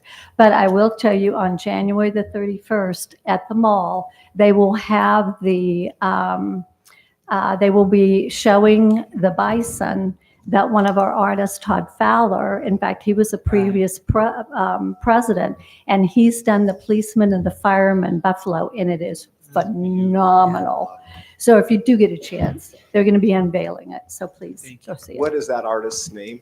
Todd Fowler. And he's part of your group? And Yes. He's been commissioned to paint a bison. He was commissioned through them to paint. And what it is they commission him. He goes through a series of presenting sketches and designs. Yes. They approve it and they change it. And it's kind of like they put their own stamp and and then he goes Yes. back and then he finally paints it. So, but it is, the fireman and the policeman one is phenomenal. I think it's all great. At one time, we had discussed a statue of Quentin Nyson, and that we had discussed about that to fill that last part of the statue park. That was one that we had talked about. We had a group that were going to raise the funds to do so, but it did not materialize. That's just other things that I would like to see. We're getting ready to build a historic park up in the Warm Springs, and maybe, there's a lot of things that little artist Matt Clark could do. Yeah. Well, with what you proposed today, is there anything else the council would like to talk to very specific to what's been brought before us by this applicant? So I broke down the numbers on yours as well. Okay. So, and I broke it all It's down. low. I know you. No, I'm just saying, I did that for every application. Yeah, Because it helps that's me and analyze it. And I broke down the amount that I thought was applicable, and I thought the 15,000 was totally within with what you're proposing. Thank you. So I did the same evaluation that I did on the other ones. So Likewise. If you don't mind me saying one more thing, how the vision of this is, by growing the membership. We don't really have an arts council here. What happens is when you get more of artists in your community involved, they're going to get involved. They're going to want an arts council. They're going to want to have events in this community about the arts. Arts attract tourists. It attracts revenue. We are very successful. And as a resident, I'm just trying to pull that success into Washington City because I love it here. Thank you so much. I do. I love it here. I'm so glad. I moved here 10 years ago, and everybody says, should I come there and move? I go, no, don't come here. Don't come here. You take up my space. Wow. Taking up my space. backyard, okay? I got some space. But no, one of the things as far as the bison, which is a really good idea, and I can assign somebody to be the liaison to find all the information for you for that. Are you aware that there are people who go from city to city to city taking pictures of every bison? They collect them. Some communities, I think Sedona has horses. But anyway, they go on, it's almost like a national park thing. They go and they collect pictures of all these different statues that different cities have designated to represent that. It's actually pretty cool. It's like getting a national park pass. If we were really smart, we would develop a stamp pass so that when somebody takes a picture of a buffalo or a statue or something, they would actually get a little stamp like National Park. It brings people in. Anyway, just please consider us. We have a lot that we can bring to the community. Thank you. Mayor, with that being said, I'd like to make a motion that we approve the $11,000 as requested. 15,000. 15, sorry. I had it pulled up and then I had a wonderful moment with my computer here. Thank you so much. Make a motion to approve the request for wrap tax distribution to Southern Utah Art Guild to the amount of $15,000. Second. A motion and a second. We'll do a roll call vote. Start with Councilman Staley. Staley, aye. Clough, aye. Ivy, aye. Ward, aye. Coates, aye. Get out your paintbrushes. Hey, Thank you. man, could I ask you one thing though before you leave? We really want your input too for a future Bison for Washington. Seeing that you're the resident expert, get some ideas for us. Yeah, what we'll do is actually I'll make a phone call tomorrow and we'll start researching who we would want to get in touch with Washington. How do we get a Buffalo? And then we can provide the artist. We can even commission Todd. If you see the firemen and the policemen, there's no reason why we couldn't have one to commemorate our policemen and our firemen in Washington. You're singing my song. Okay. Thank And you so much. We have Thank your you. commitment for art in Washington. Oh, yes, yes. And 3D. 3D. I can do, and until then, you can use the one that I did. Deborah, thank you. If I may make a comment too before we end on this, a good point was just brought up. I think when we approach things like this, we also involve our historical society who may have insights and things that they might be looking forward to also doing. So just a thought. Item C, consideration to approve for wrap tax distribution to Tucumcon. Kevin, you don't look like Lindsay. No, I'm not Lindsay. I'm instead of Lindsay. Not quite as attractive, but I'm here. Kevin Smith, Chief Executive Officer at Tucumcon. And I wanted to first say, I didn't know that you were forming. This is something I haven't heard about. But a resource to you might be to come to Tucumcon. And we often, with a lot of organizations locally, will borrow, sometimes give some of our production elements. So we've got lots of stuff. So come talk to us. We'd love to help you with your new venture. All right. Okay. Take us up on it. I would just wanted to add to maybe what the presentation already had. This building that we're building, it's a $1.8 million building that will be a box office with marketing offices. On the bottom floor, you'll be able to get your tickets, go up an ADA approved gurney size elevator. So gone are those golf carts that you have to go when you come get your tickets and take those who need to go up the ramp, they go around on the golf carts. And then you'll also be able to get tickets for both the outdoor theater and the indoor theater in a central location. It's right there as you come up. And then on the top floor, and this is what we're very excited about, as we went to put this together, as you know, Hiram Smith passed away just not too long ago. And in honor of Hiram Smith and Gail, who was a Washington City resident, born and raised here, we want to name that conference room upstairs after them. The whole building is going to be named after the Eccles Foundation because they have contributed $300,000 to the building. They're the largest foundation in Utah, and they give to Tuacahn every year. We have two other organizations that each gave $300,000, the Sorensen Legacy Foundation and the Larry and Gail Miller Foundation. So the three largest foundations in Utah are supporting this facility, and we want every city to be represented. We've already approached Ivans, they've committed. We're approaching Hurricane, we're approaching St. George, the county is being approached. And so we're wanting this to be something that everybody participates in. We're even, the state, we're asking for over $400,000, and we believe they'll support it as well. So it's a building that we think will have wide support, and we're asking for $25,000 if you'd consider that. We just appreciate your consideration. Any questions?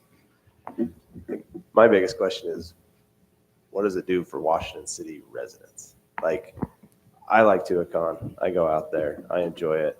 I think it's more of a county thing. And I know the county's supporting you big, and St. George and Ivans, those are all over there. But what does it do for Washington City? What can this $25,000 help with Washington City moving forward? Well, Tuacahn, we're second only to Zion Canyon in the economic impact.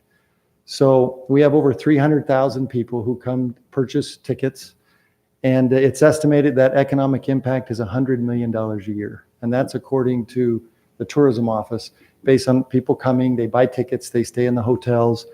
And we even just the residents who live here are benefited from that economic impact. I guarantee there are those who stop along the gas stations, might even go to Costco to get a pizza, and there are people who are coming to see shows at Tuacahn. And so there's an economic impact that is huge that I think does benefit Washington City. Not to mention that one of our leads who played in Matilda, who has roots here, the kids and those who participate in the shows are benefiting as well. And so anyway. Councilman, one thing I was thinking with that, Councilman Coates, keep in mind that our citizens at a county level are investing in this already. No, it's not that Washington City does not support this regardless of whatever comes out of this tonight. We absolutely support this, and we're glad that the county takes 15% of that to address our county interrelations and associations. That's not an argument whatsoever. It's a beautiful thing, and I'm grateful that the bond that was acquired to pay for these renovations has been substantiated. It's backed and ready to fund. So I know this will go through regardless of what we give tonight. The question is, could we give a little bit more and a chance to just support and sustain the ideas and the concepts of Tuacahn? So I hope that regardless of what we decide as a council, I hope it's not seen as anything frowned upon, because we do support the county's appropriation of their 15% to support things like Tuacahn on behalf of our community, how we interrelate with the other communities. Right, and maybe just a little history, because I think all of you are new since we were here last 4 years ago. When the county set up the RAP tax, normally they don't divide it amongst the cities. It's just the county, and you go to the county, you don't go to cities. But in order to get it to pass and get the support of the mayors and the cities, they gave so much to the county, and the rest of it they divided amongst the city based on population. You familiar with all that? Yeah, we're all familiar with that. Okay, so when we came to ask funds, we got a 10-year commitment from St. George, from Hurricane, from Ivans, and from Santa Clara. But when we came to Washington, they didn't want to make that commitment. And so we vowed when we came, we would just come when there's a project that's meaningful that maybe you'd want to get behind. And we're keeping to that commitment and hope that this would be one of those things. Santa Clara is giving $5,000 a year for 10 years. Ivans is $10,000 a year for 10 years, and Hurricane is $10,000 a year for 10 years. Let me stop right there, Mr. Smith. First and foremost, we wish Costco was in Washington. That's not in Washington. It's okay, you didn't Oh, I'm know. sorry. It's on the other side. But you can say In-N-Out So Burger. don't feel bad. I In and don't out, but hate you know that what I'm place. saying? Yeah. When they come down, they're going to stop at places that are going to be I'd associated. probably stop But there Thank you too. for correcting Yeah, me. let I me didn't know that. continue. Let me I didn't continue. know that. So now I lost my train of thought. My goodness, how did that happen? It just ran into a roadblock. Anyway, go ahead. So I was just going to say that then St. George committed $25,000 a year for 10 years. And all the cities said, because they put Tuacahn in a position, then instead of just going to the county to seek for funds, because the county's giving us $125,000 a year for 10 years, the rest of it's coming from TRT tax. And so if we want to get something for a new project, or because, the county continues to grow, and so that pot grows larger, we have to go back not only to the county, but to all of the cities. And we're committed to doing that, but I just don't want you to think that we're coming here every year asking for funds. We want to come here when there's a meaningful project that we think you'd want to. This will be a signature piece, tie everything together and help with ADA and other things at Tuacahn. So, Kevin, we missed a few years on being a part of Tuacahn, and we should have been a community player with that. How would it be received if this council approved to grant the request for $25,000, and that would make up for those few years that we missed, and then to commit $5,000 a year through the sunset of the RAP in 2025? Would that make amends? Would that help us to show that Washington City is committed to Tuacahn, and we recognize the value that your organization, that the Smith family, that Gail Cooper, a local resident, and the legacy that they have? Would that be well received? that would be huge and would make up for my Costco gaffe. May I add to that, Councilman Staley? Okay, so what I found is that in 2016, we gave $20,000 to Tuacahn. That was the last time. Just want to clarify for the council, if they've been out there, you're building a nice facility for your artists or your talent to stay in, and that will be like overnight rentals in the off season, that kind of an idea. Yes, between January and March, we're hoping to rent it to folks. The rest of the time, it's used for actor housing. And that's not funded through RAP. That's a That's separate, just, because we're it's not borrowing the money and, Right. yeah. doing it. Yep. Okay, my interest is, following up to what Councilman Staley said, is you have a playbill. Yes. Do you have the city's logos on that playbill? Yes, Your well, sponsors? whenever someone contributes, yes. And we would not only do that for this, we would also we want to put a plaque inside the room where it'll have Hiram Gale Smith name and put the contributors to that building. And we so, would so flush this, the this city. funding that Councilman Staley's just talked about. You would be included every year Would be because of the included. 5,000, absolutely. See, and I'm not I don't really like donating the 5,000. I'm go back to when you need a project, come look at it. And look at it case by case, because, and I don't mean to be, I'm not trying to be harsh. I look at it that you're clear west of the county from us. I feel like the county gives you money. St. George gives you money because we have 2 hotels in town, if I'm right, and a third one started. So we have three plus one started. Another one on the way. Another one on the way. So we do get some, but if I'm traveling down here, I'm going to stay in a hotel somewhat close. And it might be one of Washington's. I don't know. I don't know how you can tell if they're staying in Washington City hotels. And I'm just looking at having to commit that kind of dollars. I'd rather just look at a piece as like we've been doing and look at per project and look at funding this. But I also want to be a team player because there is a contribution, because you are in the community and we all enjoy it. So I want to help, but I don't want to commit to every single year the 5,000. So can I mention, because I was the only one except for Jeff that was here, is the big challenge we had at that time, the council, was they're very supportive, but because the city didn't know exactly where they were going with the RAP tax very early on. Sure. First year, Mhm. the city was uncomfortable with the commitment of the ongoing and binding the future councils with respect to that. So I just wanted to mention that was the main concern that the council had at that time. Yeah, and Not the commitment of Tuacahn. we realize every city's different and how their processes are, so we totally understand. Let me add on to what Councilman Coe said. And that was a great comment. We realize as council people that we need to think regionally and act locally. We understand that we're a partner in that. But anyway, that was a great comment. Well, and I also want to look at year one applicant. We have 4 on the agenda tonight. In 6 months, we're going to have some more, and who knows what those needs are going to be. And so I hate to just commit the money, even though we know Tuacon's a sustainable business and it's worked well, just come back when you have a project and we'll look at each project and fill. But I just want it to be worth, from our public, from Washington City residents, it's a benefit to them. That's what Sure. I'm trying to. Sure. You know, and within that, Councilman Coates, I'd like to add that when you received your portion from the county, that was our sustaining vote and a point as well. Though it wasn't delineated what part of that came through and everywhere else, but we're part of that vision. We don't want to be a single player in this community. We love the idea of how these things interrelate and help with us. I do appreciate the concept of doing this at point by point. I think that's a valuable asset to us. But I hope that as we consider as a council, we have limited resources more than many, because most of the 85% that's left over has a pretty fun equation where 33% is basically where does this dollar originate, and the money goes there.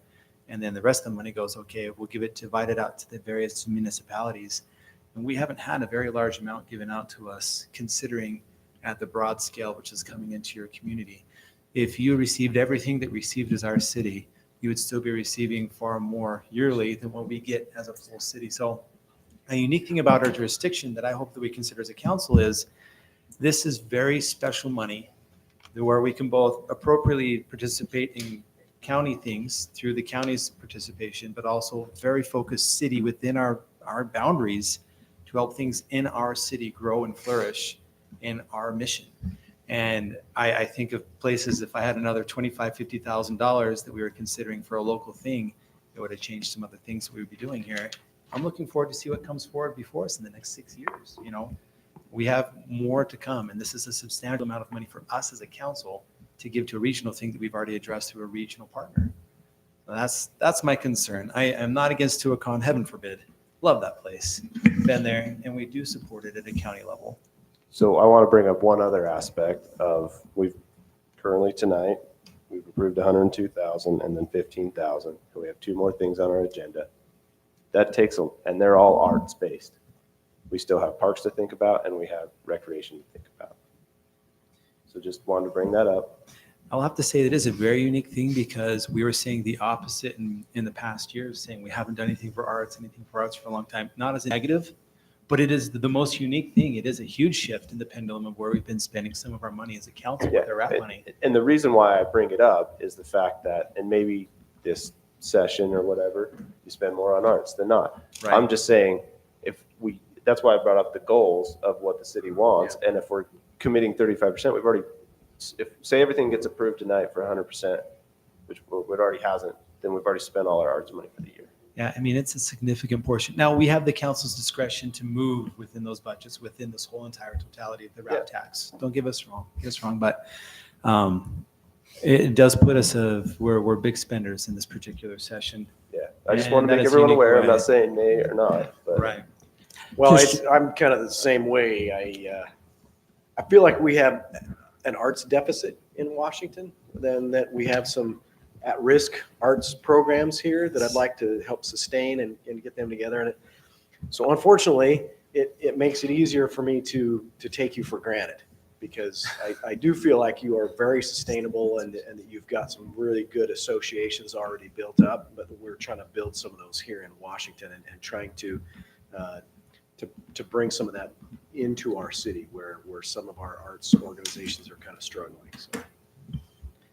And Mayor, I don't need to be the last word, but if we're. I have the last word. May I have it? Do it.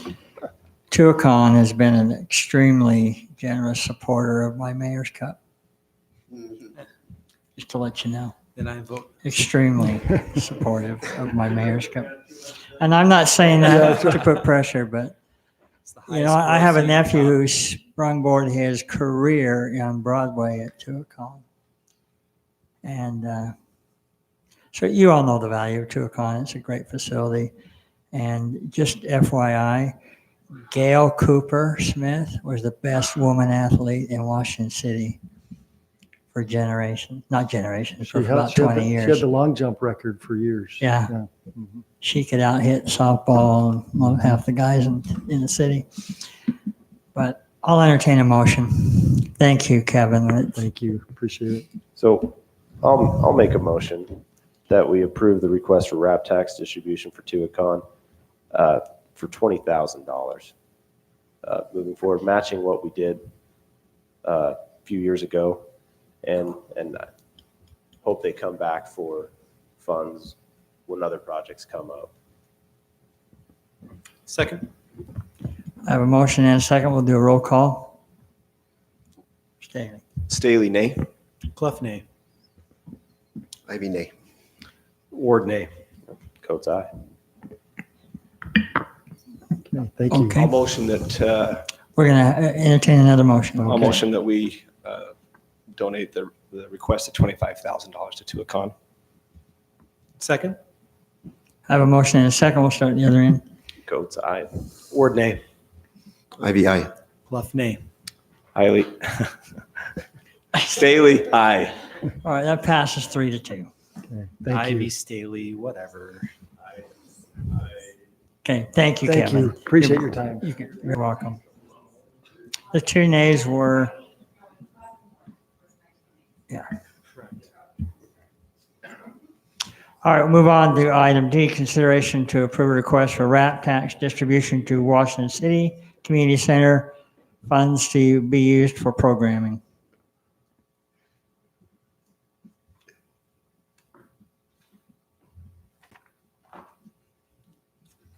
All right, gentlemen, it's good to be back. You've read through the request. I won't belabor that. So if you have any questions or things that you would like me to address. No, I don't. In fact, I'm actually really excited to see how this will expand more than just the sports aspect that the community center can offer. So I'm really looking forward. One thing that I've requested just as a verification is when things come back up, I don't know if this is a staff question, City Manager Roger.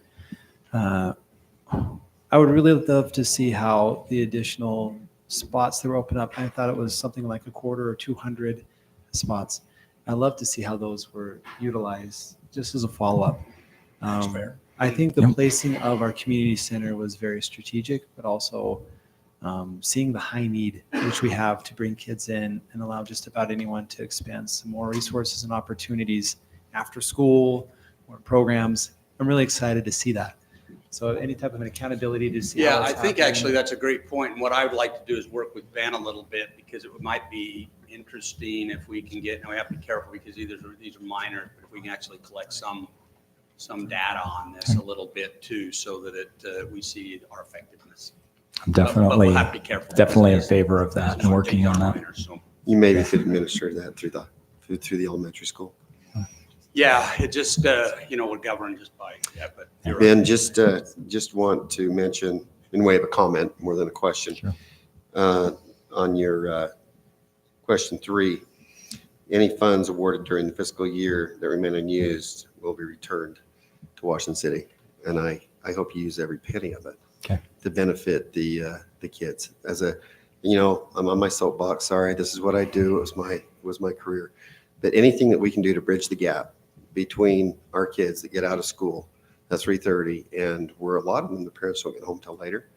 I think it's great. I think summer's great. I'm going to put on the record my desire that we don't make this exclusionary, that all kids, no matter what that means, needs to be included, and they need to have every opportunity to sign up for them, because you're going to find that the disadvantaged children are the ones that are not going to get signed up. And so maybe we can be proactive in searching for those kids. And maybe I could even help if I can be of help with that. But those are the kids that need this the most, because you're going to find the kids that play ball are the ones whose parents signed them up. Yeah. The ones that want to play are the ones watching, and their parents didn't sign them up. So That's our intent. Anyway, is thank is you. to be more proactive. So I appreciate that. Can I just voice one thing is I am so grateful for how the community center has looked for sustainability and what they can provide and everything they've asked within the RAP taxes. I'm looking forward to seeing how both our changes in structure and different venues have happened in this, because it is proposing sustainability. But this is just an opportunity to expand and see how these services are used within the community. So I appreciate both the responsibility which you're approaching with these funds, and also the concepts of not just looking for a temporary patch, but constructing something that can move forward in our community. It's great vision and it is great leadership, and we really appreciate that from the staff that's directing these requests. Thank you very much. Thank you. Mayor, if there's If there's no other comment, with your permission, I would make a motion. Absolutely. Thank you, Mayor. I would like to make a motion to approve a RAP tax distribution to Washington City Community Center funds to be used for programming in the amount of $25,000. Second. I do have a motion and a second. It'll be a roll call vote. We'll start with Councilman Ivy. IVI. Clough, aye. Staley, aye. Coates, aye. Ward, aye. All right, thank you. Thank you. We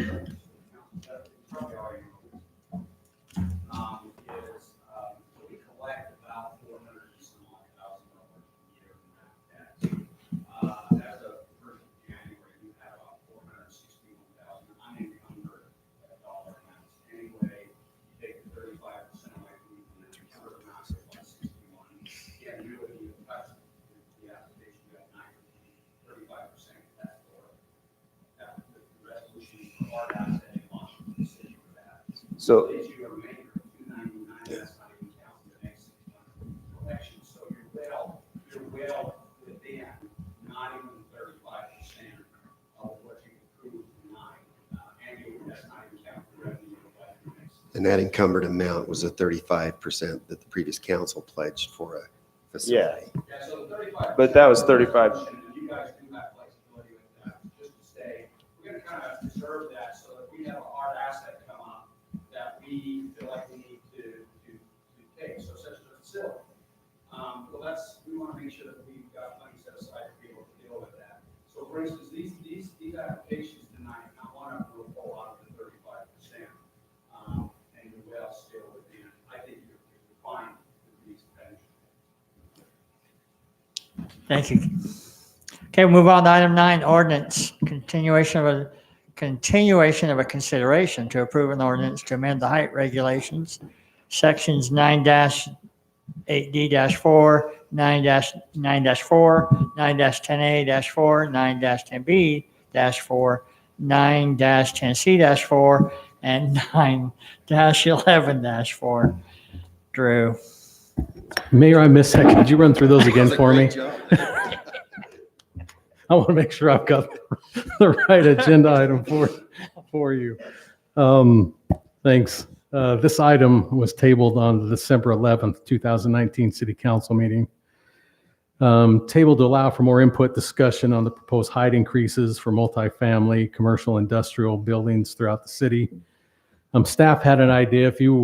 I know some of the new council, even the old council, hasn't a lot to talk about this, but I have 2 suggestions maybe tonight that maybe we could table it and put it on your joint council meeting next week, or if you want to just take a few minutes and talk about anything you may have had. I do have the ordinance ready to go tonight, so I just wanted to throw that out for the council.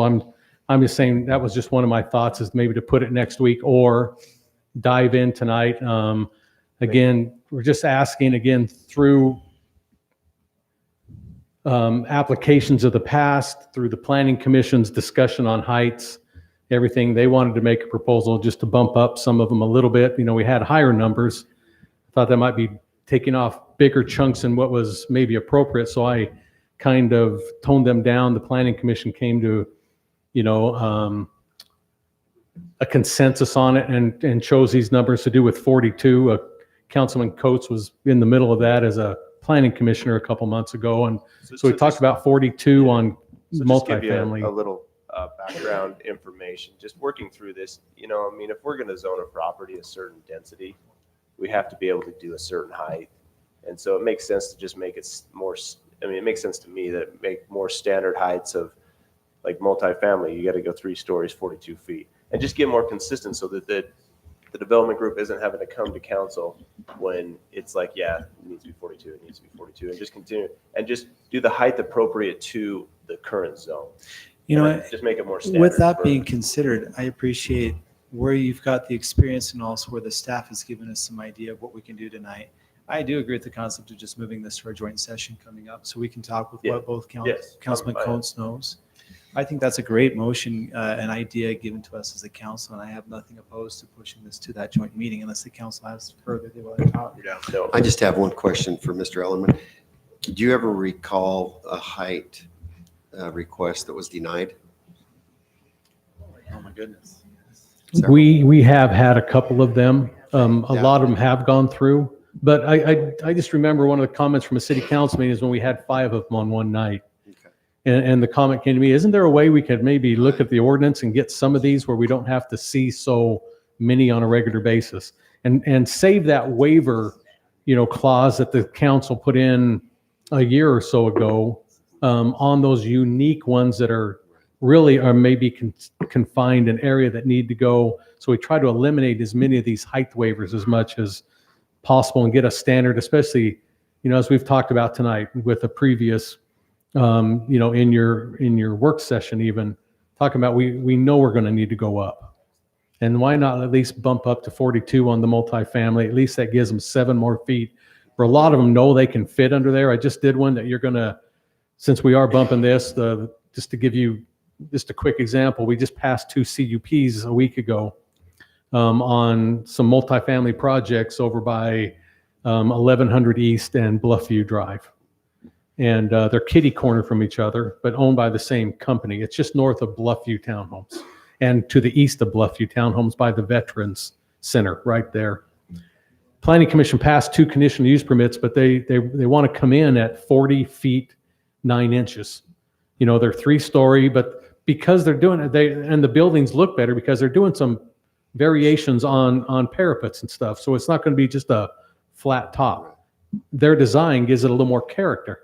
And so he says, yeah, I could come back and squeeze these down and do some stuff and make the 30, 35 feet. But he goes, you're not going to get the same, as good a looking a building at 35 versus what I can give you at 40 feet 9 inches. And that goes to my point. And that's an average thing that's starting to come across. The point is that most of them want to be there. So there's a reason that they've been denied. 42 feet is not really, stretching. Again, the difference would be me standing on top of that 35-foot one with my arm in the air, the difference. And when I'm standing 100 feet across the street, you won't notice that 7 feet is, I guess, one of the points I was going to bring. But his point is that you're going to get better buildings with variation on your aesthetics and your elevations at that, and not have to go to the city council again, get approval, and then have to be on their agenda through a public hearing to get that, is all the point was. Other than bumping this height on these particular types of buildings to 42 feet, are there any other changes to the ordinance, or is it as simple as that?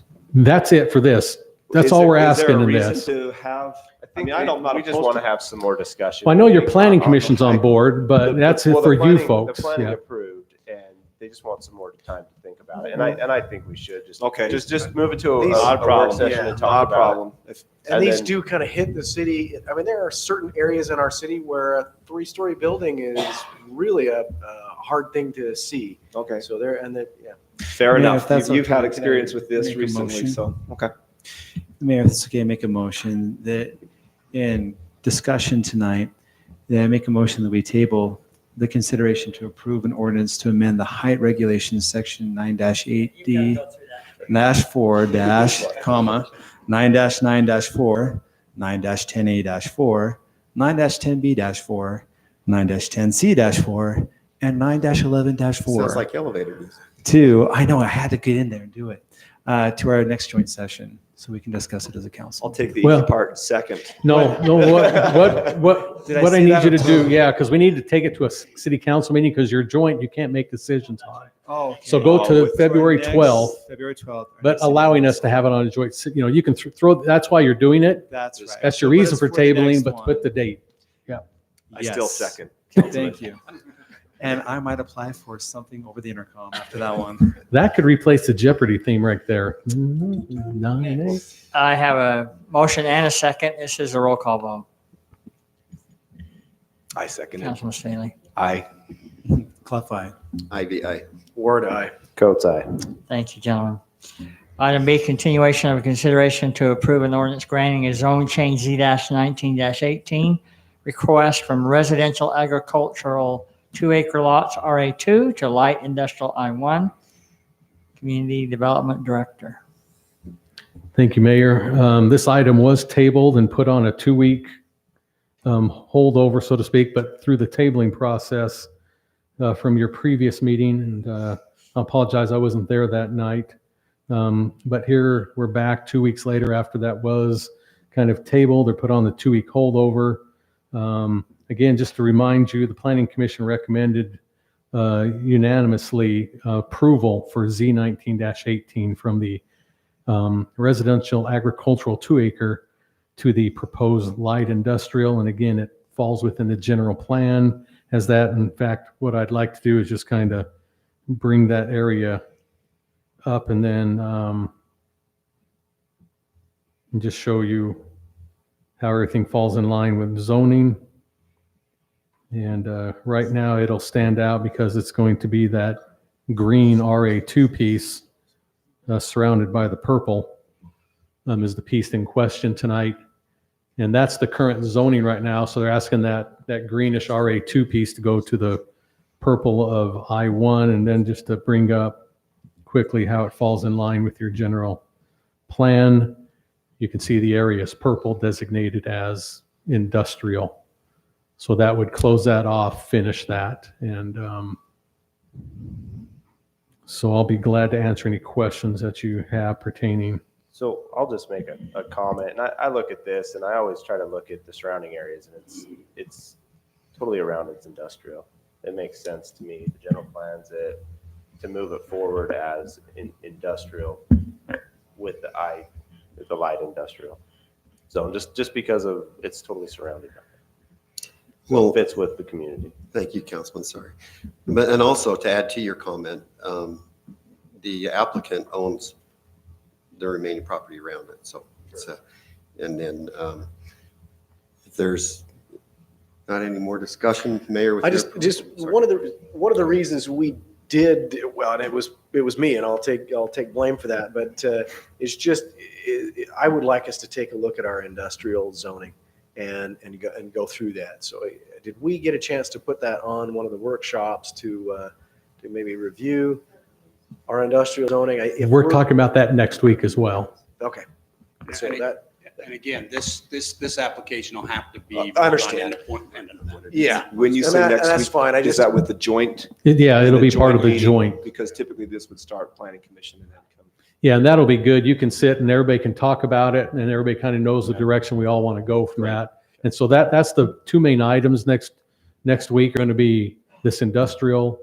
And there might be other items, but right now we're going to talk about the industrial zone and of course the height will be the two main topics next week, And which so should one of eat the up a lot of time. Yeah, one of the things I'll lean on staff in that meeting is just kind of looking at other cities and industrial zoning that has maybe gotten away from them, where it's been too broad and has brought in things that are maybe dangerous or not conducive to the type of city that Washington is, just to make sure that we have a chance to relook at our industrial, make sure that we're okay with, if it's straight zoning, we're going to be okay with whatever happens there. So Is there a community council member that you would think that, since we don't quite know what would be, you would define as out of control, not out of control, is there a community that you've seen that we could maybe get some of the information from to help, that you've said, hey, they look like they've got it together, or no, they look like they really let it go? I wish I did. My point really comes from just reading over the industrial zoning that we have there.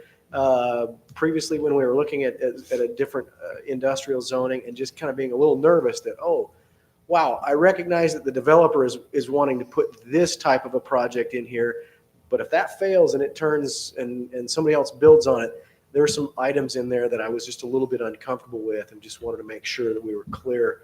Maybe just as a thought, if Okay. you're okay with this, is maybe for sure we can grab some of the codes around us. And Mhm. maybe if Mr. Ellerman or anybody else can think of a community that they do think, maybe Mr. Coach, Councilman Coach, you have some that you work with or something like that we think are either good models or poor models, we'll try to pull those as well, maybe as a way to proceed forward. And maybe also help me understand if we have to provision some of those things within our city. So, and we don't have to go into that today, but I know that there are certain things that you actually have to give a zone to. We do, that's correct. And I just want to make sure that I understand clearly which ones we have to do. And then in the future, when applicants come to us, I know which ones to avoid in certain areas because they just won't work with our community. Thank you for your help with that. All right, so did somebody, was there a motion going to be made? I will do that. Thank you, Mr. Eldon. I will make a motion to approve an ordinance granting a zone change Z-19-18, a request from residential agricultural 2-acre lots, RA2, to light industrial I1. Second. I do have a motion and a second. Do a roll call vote. Staley, aye. Clough, nay. Ivy, aye. Ward, aye. Coates, aye. Okay, that is approved, 4-1. Item 10, resolution, consideration to approve a resolution supporting pro-life. Christina Wagner. She's not here. We just talked to her. Looked like the consensus was to put, instead of sanctuary, pro-life right there, and we can discuss that. Mayor. I would like to Mayor. And we're going to table it, right? Yeah, I would like to table and spend a little more time looking at the wording and be comfortable. Do you want to make that motion? Yes, so I would make a motion that we table item 9 or 10A, consider resolution to support pro-life Christina Wagner Second? to the date of, do we need to set a date? 22nd? So when's the next meeting? Well, Councilman. If this virus that's broken out in China doesn't take off, I will be there. So there's a chance. I would be more comfortable if we table it to the 4th Wednesday in February, because I would like to vote on this particular issue. Yeah, so it's the 26th. To table it to the February 26th meeting for the reason to evaluate the wording. Sounds good. I'll second the motion, Councilman. Motion and a second. Coates, aye. Ward, aye. I will give my answer, but I wanted to also. I'm preface sorry, it. Councilman. I didn't give you time on. No, thank you. I just want to preface it with my idea that we're changing some simple wording, but we're in support of the motion overall. Ivy, aye. Clough, aye. All right, thank you. Anything to report from your assigned committees? I just wanted to start with, I just want to make sure I don't know when all the assigned committees are, being new on the council. I did get my solid waste assignment, but as far as the the financial stuff, I haven't been assigned. I don't know who we need to get with. We're getting those typed up. Tara, do you know where we're at on that? Okay. We're I getting just those don't typed want to up, sit and miss a no, meeting. no. I'm like, when are the Mayor sent them meetings? to me in a photo. So. Well, I know what the assigned committee is. I'm just saying the dates for the meeting. Yeah. We can help. I just want to make sure that I don't miss something because I'm not aware of it. Okay. Thank you. Possibly. It's been interesting this week, so hopefully it's Well, we'll go down the row here maybe since you've started that, but the Chamber of Commerce Community Action that deals with the political events had their breakfast. Good to meet with our state senators. Good to really hash back over the couple of issues. Lake Powell Pipeline wasn't touched on too much, but our tax, the tax bill that was out there, a lot of good information. There's some great resources through the Sutherland Institute as well as tax watchdogs looking at that, and it's it's a brave move by our legislators. We've been a well-governed state, the envy of many around us. There's a lot of difficult information surrounding this, but it's going to be a tax decrease and will help stabilize this. One of the tricky issues is this idea of putting the tax back on food. And that actually hurt some of the people that it was really intended to help. Because in the event of a downturn in the economy, food really stays very stable. And the money that is supposed to go there really goes to some of our most needy people. So that they may still need to work through how that credit is coming back. But good to rub shoulders with those individuals who represented us on a state level. I have nothing to report other than that I'm really looking forward to working with Council Starkey. We've already started some valuable conversation regarding the Legislative Policy Committee. And also just wanted to mention that we were very well represented last night at the UAMPS meeting, that we feel like that is vital to our city to make sure that we are ensuring the lowest power rates possible. And It was very informative. It was long. The chairs were uncomfortable. My leg went to sleep. But other than that, it was a great time. I just wanted you to continue that sentence. It was getting good. Did your dog died? I mean, it was going downhill quick, man. That was going good. It's not like I interrupted the best part of the night. If just for a report on me, there's a lot of things that we're still constructing and working with our community events. There's a lot of good ideas, and we hope to provide some more structure there. We met with the head of our mosquito abatement committee director. I don't know how to say his name, but he is just doing a lot of fabulous, innovative things to make sure that you don't get sick from bugs. If I say it any more scientific, you guys start rolling your eyes and drooling at the mouth. So trying to keep the bugs and sickies away from us. And that's all I have to report right now. I'm excited for another year. Things will pick up pretty soon here. So Dan, it doesn't bug me when you get scientific. you are awesome. Anything, Councilman Staley? So I have the St. George Area Economic Development Committee, which was a lot of fun because we had the summit that we attended within the last few weeks, and that was fantastic to see all of the exciting things happening in our community. The thing that I liked in particular was the next morning there was the inaugural first ever bus tour. And this was a group of maybe 30 or 40 of us crazy, mostly elected officials, a few staff, and we toured parts of city of St. George, Santa Clara, Ivins, and the grand finale was in Washington City. We were very well represented. The mayor made a few remarks and then handed it off to our economic development director, Matt Liu. And Matt Liu was fantastic. What I always love it when Washington City looks really good, especially when we're around others. And in this particular case, the bus had screens. Matt had his laptop, and as we drove by, he was showing general plan with land use designations and what's coming here and what's going there, and shared a lot of the really exciting projects that are coming. He's starting to get traction in what he was hired to do. A case in point was the very next day was a groundbreaking for the Best Western Plus at Settlers Point, very appropriately named. Dean Terry, Darcy Stewart, other local and developers, and it's going to be top notch. And I think what we have with him in that position is a lot of trust and confidence that he's going to help us build these types of commercial centers that we as a council are very picky about, right? And he can kind of translate with developers and work with staff and council. So we're excited about that. I also have the Active Transportation Committee. Typically my active transportation is similar to Councilman Coates on 2 feet running, but in this case, it's mostly about biking, which I actually didn't really know that, biking and trails. But I will give you a few updates. May is Bike Month, Bike to Work.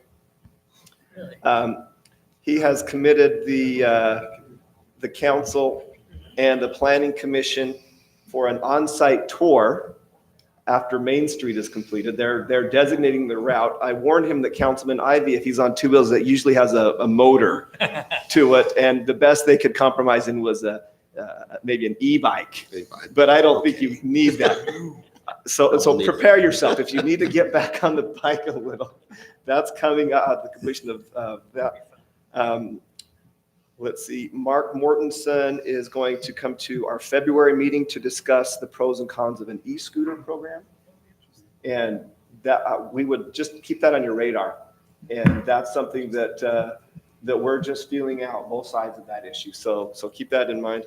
And then one other idea that was thrown out, and I can share more with this with you later, is a possible partnership with the St. George Bicycle Collective to provide the Ride Ready program in Washington area elementary schools. And I have more information on that that I'll bring back at another point. And lastly, Planning Commission, Jason Smith as new chair functioned wonderfully. The committee, and Councilman Coates was there as well. I thought the committee did a good job. I thought they had some big shoes to fill, but overall, I think they did a good job. And that's all I have. Oh, but Mayor, I don't want to go through again, but I did think one more thing, if I may. I attended the preparation luncheon for the Ironman, as did Barry Blake. And it was very exciting. I can't think of any other word. We have the U.S. finals and then the world championships in September. The United States championships are in May, and we've asked, our good mayor has approved Kevin Lewis, who is the director, to come over and bring a short video presentation where you guys will just be up moving when you watch it. It is so exciting. It's so fun. Anyway, that's wonderful. We want to involve our community in it. We have some great ideas partnering with the school district about possibly creating a work day in the summer so that kids can be out for the Ironman and line the streets and actually kind of adopt an athlete and hold theirs and follow up with them with letters and kind of monitor their progress and make it kind of a personal. We want a personal attraction to Washington. We want to leave an impact. That's all. Thank you. Thank you. Councilor Coach, did you want to give me the number one? Or is that just saying I'm number one? Let's turn my microphone off. Sorry, I was just saying that I was at Planning Commission. You know, I thought I was going to be done with that committee, and then an item came up right next to my home. And so I'm like, well, and my wife was like, why are you going? And I'm like, I thought you were done with planning. And I said, well, it's a little close, so I better go check it out. So that's why I was there, and it was coincidence. So, and I really appreciated that because it was the last item, and I snuck out, and he handled the. Would you all look at April 14th on your calendar? Just look it up, see if that'll work for you. More later, more to follow. April 14th. City manager report. Thank you, Mayor. Along that Ironman too, we will be playing a big role in that because of the route. The route predominantly is in Washington City, and we appreciate Chief Williams and so it'll be so the citizens will be involved in that, whether they want to be or not on that event. Just a couple of projects I'll bring up. This both deals with the streets as well as irrigation. This is on Main Street. I'll start there. They're working right now on providing the irrigation. Since Main Street's going to be under construction, they're preparing the gravity-fed irrigation so that when irrigation begins, all residents will it'll be uninterrupted. Okay. And so this is not the putting in of the lines of any pressurized, but the gravity portion of the irrigation on Main Street. Merrill Road, we were down there today. They've started asphalting the east side, the connection to Lost Ridge. They've got at least half of that done when we were there. So they'll start, hopefully they'll complete the asphalting this week, the sidewalk next week, and we're hoping by the 1st of February that project will be done. Milepost 11, the environmental study is open for public comment on the Federal Register. Washington Parkway, we went up and looked at that project today. Of course, that's connecting Washington Parkway to the north end of Green Springs. And if you go up where the basin, the ravine is up there, the drainage up there, they're pouring the culvert floor up there and doing the grading work from 13 all the way up to where it'll connect into the Green Springs area. So that's underway. I mentioned Main Street. You can see that this is the beginning of a number of months of detours and other things on Main Street. Again, we recommend to our public that if they have any questions, the project page is a great place to go to. They do a great job of keeping that up to date, or they can call us, Public Works, if they have any questions. I don't know if you've known this. I think we talked about this once before. I don't know about this council, but there is a realignment that will be occurring on 3650 South. 3650 South is the road south of Staley Farms, that intersection at the end of Staley Farms, the south side of Staley Farms. As you head towards St. George, and it's there 1450, it hits that weird corner. Okay, so what's happening is in coordination with St. George, it's been in the works for a while, as well as the property owner, because we're in the process of getting right away, and this will be COG funded as well. There's a church house right out there, and the road will bend around to the north of the church house, behind the property, to the north of the property that will eventually be the temple site, and it'll tie into an intersection at the light right there And so it will kind of eliminate that very dangerous 1450. And so the interesting thing with can I say about the right of way? So we were almost ready to sign, seal, and deliver on the right of way, and then the church announced a temple, and the property owner feels they can get a little bit better value for their land. So they haven't signed yet, so we're still working on it. Manager, as you discussed this, this has been some conversations we've had amongst some on the council and some with the city of St. George, but there have been some talks of finding a name for that road, 3650 South and 1450 South in St. George, where they connect together, just so that this body knows, staff, the rest of the council knows, it seems like it would make sense to have one name for that road, whatever that. And the one thing that's maybe more than numbers. But we do, so when we have, just so you know, and we'll take these requests on occasion, this one's probably not too bad, but how many addresses do you think we have set to that? We got the church house. So that one would be good, because usually what we have to always look at when we change road names is, again, it works well for us when there's not a lot of people that are saying, oh my gosh, I've had my And address. that's why we've discussed this and wanting to get out in front of it. Yeah, But that's great. we wanted to make you aware as a council, the staff, And Councilman the Coates is one in on thing this. through this process, I was sitting here thinking that if we talked with some of the guys at the MPO and how they would, and they were thinking one name clear from the west of St. George, clear over. But we might have some addressing issues if it's the same name from St. George of Washington, just because our addresses shift. That's right. And so my personal opinion is it maybe be named because it is a windy road 3650 it winds when it leaves to go to the new interchange on the Parkway, but maybe come up with a name that works for St. George and Washington for a portion of it, maybe not the whole thing, because Maybe to River Road. River Road might maybe River Road's be a it. natural. So, but I think we should let staff and MPO work on that, but something. No, Mayor Pike and I are working on that. Oh, well, the mayor's working on it. We already have the name to be determined later. Nilsen Pike Way. All right, then we'll work on it once we get it, okay? We'll go with the name, we'll just work on it when we get it. And then the light on Washington Parkway and Telegraph, that'll begin construction in February. What's the timetable on that? Oh, we'll bid it. Oh, okay. So the Staley substation, the foundations have all been poured and some of the foundations for the walls now. The steel grid is, there's vertical on it. There's steel grids about the steel grid. All those substations have to have a steel grid under the ground. They're about 50% completed, and the conduit's about 80% completed. There is some requests for some additional staking on the boilers or the Warm Springs Parks. We're working on that. That should be completed this week. The Green Springs Park, this is the one we're redoing the debris basin into grass. They're cutting in an access right now just to have some construction access, but that's underway. The pavement this spring on the Virgin River Trail. And I think, Mayor, that's probably, unless there's any questions. I think we'll end that. Thanks, City Manager. Appreciate it. Reminder, Friday. Where we want to meet? Meet in the lobby. We'll leave about 8:30. We'll have between 8:15 and 8:30 because we go up to the homestead. And that takes about 30 minutes. And then we'll start at 9. 8:15. Let's do it at 8:15. Yeah, come here at 8, so you'll be here at 8:15.